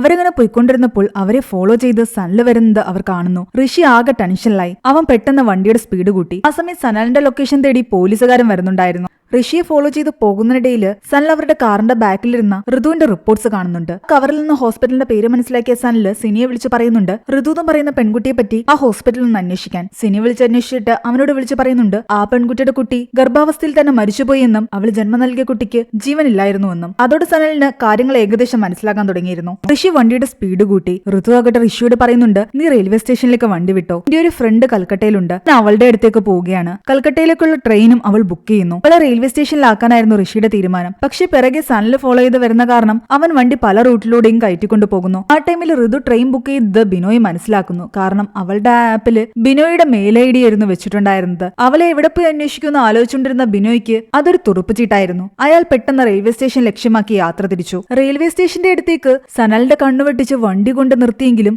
ഋഷി നോക്കുമ്പോ ഋതുവിന്റെ ബോധം പോയിട്ടുണ്ടായിരുന്നു. ഇത്രയും നേരം അവൻ വണ്ടി നല്ല സ്പീഡിലാണ് വിട്ടത്. ഓൾറെഡി 2 ദിവസമായിട്ട് ഡെലിവറിയൊക്കെ കഴിഞ്ഞതിന്റെ ക്ഷീണമുള്ളത് കൊണ്ട് അവളുടെ ബോധം പോയതായിരിക്കാമെന്ന് ചിന്തിച്ച് അവനാകട്ടെ വെള്ളം തേടി തൊട്ടടുത്തുള്ളൊരു കടയിലേക്ക് പോകാൻ തുടങ്ങി. അതിനു മുമ്പ് അവളുടെ മടിയിലിരുന്ന കുഞ്ഞിനെ എടുത്ത് കാറിന്റെ ബാക്ക് സീറ്റിലേക്ക് കടത്തിയിട്ടുണ്ടായിരുന്നു. കടയിൽ കയറി വെള്ളം വാങ്ങിക്കൊണ്ട് നിൽക്കുമ്പോഴാണ് സനൽ അവിടേക്ക് വരുന്നത്. സനലിനെ കണ്ട് അവൻ ഓടാൻ ശ്രമിച്ചെങ്കിലും സനൽ അവനെ കൈയോടെ പിടിക്കുന്നു. പക്ഷെ ഋഷി അവനെ തള്ളിയിട്ട് രക്ഷപ്പെടുകയാണ്. ആ സമയമാണ് സനലിനെ ഫോളോ ചെയ്ത് പോലീസുകാർ അവിടേക്ക് വന്നത്. രാകേഷിനോട് സനൽ പറയുന്നുണ്ട് അവനെ പിടിക്കാൻ. പോലീസുകാർ ഋഷിയുടെ പിറകെ ഓടുന്നു. എന്നാൽ പോലീസുകാരുടെ എല്ലാം കണ്ണുവെട്ടിച്ച് ഓടി ഓടി ഋഷി ഒരു പാലത്തിന്റെ മുകളിലെത്തി. സമയം ഒരുപാട് കടന്നുപോയിട്ടുണ്ടായിരുന്നു. ഋതുവിന് പോകേണ്ട ട്രെയിനും പോയി. അവൻ ആകെ സങ്കടത്തിലിരിക്കുമ്പോഴാണ് ഋതുവിന്റെ കോൾ അവന് വരുന്നത്. നീ ഇതെവിടെയാ, ഞങ്ങൾ ട്രെയിനിൽ കയറിയെന്ന് പറഞ്ഞിട്ട്. അവൻ അവിടെ നിന്നും പോയ സമയത്ത് അവൾക്ക് ബോധം തിരിച്ചു വരികയും അവൾ കുഞ്ഞിനെ എടുത്തുകൊണ്ട് ട്രെയിനിൽ കയറിയിട്ടുണ്ടായിരുന്നു. അത് കേട്ടപ്പോഴാണ് ശരിക്കും ഋഷിക്കൊന്ന് ആശ്വാസമായത്. ഋഷി മുഖം മറിച്ചിരുന്നത് കൊണ്ട് തന്നെ പോലീസുകാർക്ക് ആർക്കും തന്നെ അവന്റെ മുഖം വ്യക്തമായിരുന്നില്ല. താനും കുഞ്ഞൻ രക്ഷപ്പെട്ടല്ലോ എന്നുള്ള സന്തോഷത്തില് ഋതു ട്രെയിനിലിരിക്കുകയാണ്. ആ സമയം ട്രെയിനിലേക്ക് അവളെ തേടി വരുന്ന ബിനോയെ കാണുന്നു. എന്നാൽ ബിനോയ് വിചാരിച്ച പോലെ അവൾ ബുക്ക് ചെയ്ത സീറ്റിൽ അവൾ ഉണ്ടായിരുന്നില്ല. ഇനിയാണ് ചെറിയൊരു ഫ്ലാഷ് ബാക്ക് കാണിക്കുന്നത്. അവൾ ടിക്കറ്റ് ബുക്ക് ചെയ്തപ്പോ തന്നെ ഋഷി അവളോട് ചോദിച്ചിട്ടുണ്ടായിരുന്നു ഈ ആപ്പിൽ ആരുടെ മെയിൽ ഐഡിയ കൊടുത്തിരിക്കുന്നതെന്ന്. ബിനോയുടേതാണെന്ന് അവൾ പറഞ്ഞതും ഉറപ്പായിട്ടും മെയിൽ അവന് പോയിട്ടുണ്ടാകും, അയാൾ എന്തായാലും നിന്നെ തേടി വരുമെന്ന് ഋഷി പറഞ്ഞു. അത് മനസ്സിലാക്കി ഋതു ആകട്ടെ രണ്ടാമതൊരു ടിക്കറ്റും കൂടി മറ്റൊരു ട്രെയിനിൽ ബുക്ക് ചെയ്തിട്ടുണ്ടായിരുന്നു. അതിൽ അവൾ മെയിൽ ഐഡിയും മാറ്റിയാണ് കൊടുത്തത്. അതുകൊണ്ട് തന്നെ അവൾ പോകുന്നത് മറ്റൊരു ട്രെയിനിലും ബിനോയ് അവളെ അന്വേഷിച്ചു പോകുന്നത് വേറൊരു ട്രെയിനിലുമാണ്. പക്ഷെ അപ്പോഴും ഋതു അറിയാത്തൊരാള് ഋതുവിനെ തേടി ആ ട്രെയിനിൽ കയറിയിട്ടുണ്ടായിരുന്നു. അത് മറ്റാരുമല്ല, നമ്മുടെ നായകൻ സനലായിരുന്നു. ഋഷിയുടെ പിറകെ പോലീസുകാർ പോയപ്പോൾ സനൽ അന്വേഷിച്ചു പോയത് കാറിലുണ്ടായിരുന്ന ഋതുവിനെയായിരുന്നു. ഋതു റെയിൽവേ സ്റ്റേഷനിലെത്തി കുഞ്ഞിനെയും കൊണ്ട് ട്രെയിനിൽ കയറുന്നതെല്ലാം കണ്ട് സനലും ആ ട്രെയിനിൽ കയറി. ഋതുവും കുഞ്ഞും അവിടെ ഇരിക്കുന്ന കണ്ടിട്ട് അവൻ പോലീസുകാരെ വിളിച്ച് വിവരം അറിയിക്കുന്നു. ആ കുഞ്ഞിനെയും കൊണ്ടൊരു സ്ത്രീ ട്രെയിനിൽ കയറിയിട്ടുണ്ടെന്നും കുറച്ചു കഴിയുമ്പോൾ അടുത്ത റെയിൽവേ സ്റ്റേഷനിൽ ഈ ട്രെയിൻ എത്തുമെന്നും നിങ്ങൾ അവിടേക്ക് വരണമെന്നും സനല് പറഞ്ഞതനുസരിച്ച് പോലീസുകാർ അവിടെ എത്തി. സ്റ്റേഷനിൽ നിന്നും പോലീസുകാർ ട്രെയിനിലേക്ക് കയറിയെങ്കിലും സനല് പോലീസുകാരെയും കൂട്ടി അവിടെ എത്തുമ്പോൾ ഋതുവും കുഞ്ഞും അവിടെ ഉണ്ടായിരുന്നില്ല. അവരവിടെ എല്ലാം അന്വേഷിച്ചെങ്കിലും അവളെയോ കുഞ്ഞിനെയോ കണ്ടെത്താനായില്ല. അവിടെ ഉണ്ടായിരുന്ന പലരുടെയും മൊഴിയെടുക്കുന്നുണ്ട്. സനല് പറഞ്ഞ പ്രകാരം കയ്യിൽ കുഞ്ഞുമായിട്ടൊരു സ്ത്രീ ഉണ്ടായിരുന്നു എന്ന് പലരും പറയുന്നു. എന്നാൽ ആരും തന്നെ ക്ലിയർ ആയിട്ട് അവളുടെ മുഖമൊന്നും ഓർത്ത് പറയുന്നില്ല. CCTV ഫുട്ടേജിലും അവള് പെട്ടിട്ടില്ല.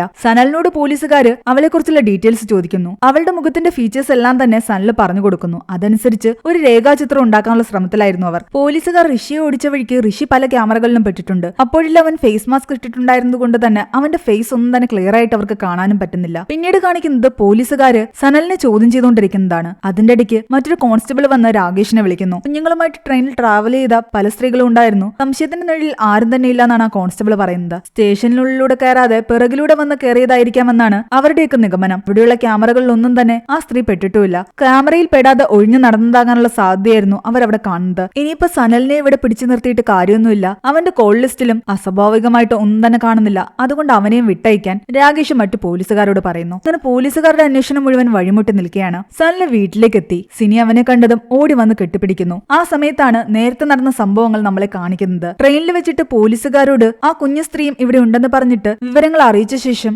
സനലാകട്ടെ ഋതുവിന്റെ കുഞ്ഞിന്റെ ഫോട്ടോ എടുക്കുകയായിരുന്നു. ആ സമയം കുഞ്ഞിനെ സ്നേഹത്തോടെ താലോലിക്കുകയും ഉമ്മ വെക്കുകയൊക്കെ ചെയ്യുന്ന ഋതുവിനെയാണ് അവൻ കാണുന്നത്. തന്റെ ഫോട്ടോ അയാൾ എടുക്കുന്നത് ഋതുവും കണ്ടു. സനല് പതിയെ അവളുടെ അടുത്തേക്ക് പോയിട്ട് പറയുന്നുണ്ട്, മര്യാദയ്ക്ക് കുഞ്ഞിനെ എന്റെ കയ്യിൽ തരുന്നതാ നല്ലതെന്ന്. ഇതിന്റെ യഥാർത്ഥ ഓണേഴ്സിന്റെ കയ്യിൽ എനിക്ക് ഏൽപ്പിക്കണം. പേടിയോടുകൂടി കുഞ്ഞിനെ അവൾ അവന്റെ കയ്യിൽ കൊടുത്തെങ്കിലും അതിനുശേഷം യഥാർത്ഥത്തിൽ നടന്ന കാര്യങ്ങളെല്ലാം പറയുന്നു. ഇതിനിടയ്ക്ക് ഒരു സംഭവിച്ച കാര്യം കൂടി ഉണ്ടായിരുന്നു. കുഞ്ഞിനെയും കൊണ്ട് ഇവൾ ഈ നാട് വിട്ടു പോകുന്നതിന് മുമ്പ് ഇവൾക്ക് ശരിക്കും കുറ്റബോധം തോന്നിയിട്ട് അവൾ മീനാക്ഷിയെ കാണാൻ അവിടേക്ക് വന്നിട്ടുണ്ടായിരുന്നു. മീനാക്ഷിയോട് എല്ലാ കാര്യങ്ങളും തുറന്നു പറഞ്ഞ് കുഞ്ഞിനെ തിരിച്ചു കൊടുക്കാനാണ് അവൾ വന്നത്. കുഞ്ഞും ഋഷിയും താഴെ കാറിലുണ്ടെന്നും പറയുന്നു. എന്നാൽ മീനാക്ഷിയെ സംബന്ധിച്ച് അവൾക്ക് ആ കുഞ്ഞിനെ വേണ്ടായിരുന്നു. അതുകൊണ്ട് തന്നെ അത്രയും കേട്ടിട്ടും അവൾ ഋതുവിനെ ഒന്നും പറഞ്ഞില്ല. പെട്ടെന്ന് മീനാക്ഷിയുടെ അമ്മ അവിടേക്ക് കയറി വന്നപ്പോൾ ഇതെന്റെ ടീച്ചറാണെന്നും എന്നെ കാണാൻ വേണ്ടി വന്നതാണെന്നൊക്കെ പറഞ്ഞിട്ട് മീനാക്ഷി അവരോട് കള്ളം പറയുന്നു. അപ്പോൾ തന്നെ ഋതുവിന് മനസ്സിലായിട്ടുണ്ടായിരുന്നു അവളുടെ കുഞ്ഞിനെ താനാണ് എടുത്തോണ്ട് പോയതെന്ന് ആരോടും പറയാൻ മീനാക്ഷി ആഗ്രഹിക്കുന്നില്ല എന്ന്. മീനാക്ഷി ഋതുവിനോട് പറയുന്നത്, ഞാനൊരു 19 വയസ്സുള്ള പെൺകുട്ടിയാണ്. നിങ്ങൾ ചോദിക്കുന്ന പല ചോദ്യത്തിനും എനിക്ക് ഉത്തരവുണ്ടാകില്ല. പക്ഷെ ഞാൻ എന്തായാലും ആ കുഞ്ഞിന്റെ അമ്മയായിട്ട് തുടരാൻ ആഗ്രഹിക്കുന്നില്ല. ആ കുഞ്ഞിനെ കൊണ്ടുപോയിക്കൊള്ളാൻ മീനാക്ഷി ഋതുവിന് അനുവാദം കൊടുക്കുന്നു. മനസ്സിലെ കുറ്റബോധം എല്ലാം അവിടെ ഇറക്കി വെച്ചിട്ട് ഋതു താഴേക്കെത്തി ആ കുഞ്ഞിനെ ഒരു തവണയൊന്ന് മീനാക്ഷി കാണിക്കാൻ വേണ്ടി പുറത്തേക്കെടുത്തു. പക്ഷെ മീനാക്ഷിക്ക് ആ കുഞ്ഞിന്റെ മുഖം പോലും കാണാൻ താല്പര്യം ഉണ്ടായിരുന്നില്ല. അവൾ ബാൽക്കണിയിൽ നിന്നും അകത്തേക്ക് പോയി. പിന്നീടാണ് ഇവർ കുഞ്ഞിനെയും കൊണ്ട് ഋതുവിന്റെ വീട്ടിലേക്ക് പോയതും അവിടെ പ്രശ്നമായത് കാരണം പിന്നീട് റെയിൽവേ സ്റ്റേഷനിലേക്ക് പോയതും. ഈ സംഭവങ്ങളെല്ലാം തന്നെ സനലിനോട് പറഞ്ഞപ്പോൾ സനലിനും തോന്നി ഈ കുഞ്ഞിനെ വളർത്തേണ്ടത് ശരിക്കും ഋതു തന്നെയാണെന്ന്. എന്നാൽ ഋതു പറഞ്ഞ കാര്യങ്ങൾ കൺഫേം ചെയ്യാൻ വേണ്ടിയിട്ട് സനൽ മീനാക്ഷി കോൾ ചെയ്യുന്നു. നിങ്ങളുടെ കുഞ്ഞ് എവിടെയുണ്ടെന്ന് എനിക്കറിയാം, ഞാൻ കുഞ്ഞിനെ കണ്ടുപിടിച്ചു എന്ന് പറഞ്ഞപ്പോൾ മീനാക്ഷി ആകട്ടെ എനിക്കൊന്നും കേൾക്കണ്ടെന്ന് പറഞ്ഞിട്ട് പെട്ടെന്ന് കോള് കട്ട് ചെയ്യുകയാണ് ചെയ്തത്. പിന്നീട് വിളിച്ചപ്പോൾ സ്വിച്ച് ഓഫ് ആയിരുന്നു. അതോടെ സനലിന് മനസ്സിലായി മീനാക്ഷിക്ക് കുഞ്ഞിനെ വേണ്ടാന്ന്. ഈ കുഞ്ഞിന് ഋതു തന്നെയായിരിക്കും ഏറ്റവും നല്ല അമ്മയെന്ന് അവൻ കരുതിയത് കൊണ്ട് തന്നെ അവളോട് ഇവിടെ നിന്ന് രക്ഷപ്പെടാൻ പറയുന്നു. ഓൾറെഡി അവൻ പോലീസുകാരെ വിളിച്ചിട്ടുണ്ടായിരുന്നല്ലോ. അവര് വരുന്നതിന് മുമ്പ് പിറകുവശത്തുകൂടി അവൾക്ക് രക്ഷപ്പെടാനുള്ള സൗകര്യം അവൻ തന്നെയാണ് ഒരുക്കി കൊടുത്തത്. എന്നിട്ട് പോലീസുകാരുടെ മുന്നിൽ ഒന്നും അറിയാത്ത പോലെ അവൻ അഭിനയിച്ചു. പോലീസുകാർ അവനെ ക്വസ്റ്റ്യൻ ചെയ്ത സമയത്ത് നീ എന്താണ് ടൗണിൽ കുറെ തവണ കറങ്ങി നടന്നെന്ന് ചോദിച്ചപ്പോൾ ജോലിയൊക്കെ പോയത് കാരണം വീട്ടിൽ പോകാൻ തോന്നിയില്ല, അതുകൊണ്ട് കറങ്ങിയതാണെന്ന് പറയുന്നു. ട്രെയിനിൽ കയറിയത് എന്തിനാണെന്ന് ചോദിക്കുമ്പോൾ വണ്ടി ഓടിച്ച് ക്ഷീണിച്ചത് കൊണ്ട് വണ്ടി അവിടെ വെച്ചിട്ട് ട്രെയിൻ കയറി വീട്ടിലേക്ക് പോകാമെന്ന് കരുതിയാണ് ട്രെയിനിൽ കയറിയതെന്ന് പറയുന്നു. എപ്പോഴും അവൻ അങ്ങനെ ചെയ്യാറുണ്ടായിരുന്നു. അവൻ ആ കണ്ട കുട്ടി കാണാതായ ആ കുട്ടിയായിരിക്കില്ല എന്നും ചിലപ്പോൾ അത് ആ സ്ത്രീയുടെ തന്നെ കുട്ടിയായിരിക്കുമെന്നും നേരത്തെ തനിക്ക് അബദ്ധം പറ്റിയതുപോലെ വീണ്ടും പറ്റിയതായിരിക്കുമെന്നും അവൻ പറയുന്നു. അപ്പൊ നീ റെയിൽവേ സ്റ്റേഷന്റെ അടുത്ത് വെച്ച് ഒരു പയ്യനുമായിട്ട് അടിയുണ്ടായിക്കൊണ്ടിരുന്നില്ലേ, അതാരായിരുന്നു എന്ന് ചോദിക്കുമ്പോൾ അവർ ഋഷിയെ പറ്റി ഒരു കാര്യങ്ങളും പറയുന്നില്ല. അതെന്റെ പോക്കറ്റ് അടിക്കാൻ ശ്രമിച്ച ഒരു പയ്യനാണ്. പെട്ടെന്ന് പോലീസുകാർ വന്നുകൊണ്ട് അവനെ പിടിക്കാൻ ഞാൻ പറഞ്ഞതാണ്, അല്ലാതെ അവൻ ഇതുമായിട്ടൊരു ബന്ധമില്ലാന്ന്. മീനാക്ഷി നീ എന്തിനെ വിളിച്ചെന്ന് ചോദിച്ചപ്പോൾ ട്രെയിനിൽ വെച്ച് ആ കുട്ടിയെ കണ്ടപ്പോൾ പെട്ടെന്ന് അവരുടെ കുട്ടി തന്നെ ആയിരിക്കും എന്ന് കരുതിയിട്ട് ഞാൻ അവരെ ഒന്ന് വിളിച്ചതാ. പക്ഷെ എന്തെങ്കിലും സംസാരിക്കുന്നതിന് മുമ്പ് റേഞ്ച് ഇല്ലാതെ ഫോൺ കട്ടായി എന്നുമാണ് പറയുന്നത്. കൂടാതെ പോലീസുകാർക്ക് അവൻ കൊടുത്ത ഡീറ്റെയിൽസ് വെച്ചിട്ട് പോലീസുകാർ രേഖാചിത്രം വരച്ചിട്ടുണ്ടായിരുന്നില്ലേ, അത് ആ ട്രെയിനിലുണ്ടായിരുന്ന മറ്റൊരു യാത്രക്കാരനെ കാണിക്കുന്നുണ്ട്. ഇത് തന്നെയായിരുന്നു ട്രെയിനിലുണ്ടായിരുന്ന പെൺകുട്ടി എന്ന് ചോദിക്കുമ്പോൾ ഉറപ്പൊന്നുമില്ല, ഏകദേശം ഇതുപോലെയൊക്കെ തന്നെയായിരുന്നു എന്ന് അയാൾ പറയുന്നു. ഋതുവിനെ പോലീസുകാർ കണ്ടുപിടിക്കാതിരിക്കാൻ വേണ്ടിയിട്ട് മനഃപൂർവ്വം സനലില് മറ്റൊരു സ്ത്രീയുടെ ഫീച്ചേഴ്സ് ആയിരുന്നു അവർക്ക് പറഞ്ഞു കൊടുത്തത്. അതായത് അവന്റെ സ്വന്തം അമ്മയുടെ ഫീച്ചേഴ്സ്. മാസ്ക് ധരിച്ച് ആ ചിത്രത്തിലുള്ളത് സനലിന്റെ അമ്മയാണെന്ന് പോലീസുകാർക്കും അറിയില്ല. അങ്ങനെ കഥ വീണ്ടും പ്രസന്റിലേക്ക് കാണിക്കുകയാണ്. പ്രശ്നങ്ങളെല്ലാം സോൾവ് ചെയ്ത് സനല് വീട്ടിലെത്തി. അതേസമയം ഋതു ആകട്ടെ ആ കുഞ്ഞിനെയും കൊണ്ട് അവളുടെ ഫ്രണ്ടിന്റെ അടുത്തേക്ക് പോവുകയാണ്. ഫ്രണ്ടിനോട് എല്ലാ കാര്യങ്ങളും അവൾ പറയുന്നു. അവസാനമായിട്ട് താൻ കണ്ട ആള് ആരാണെന്ന് തനിക്കറിയില്ല,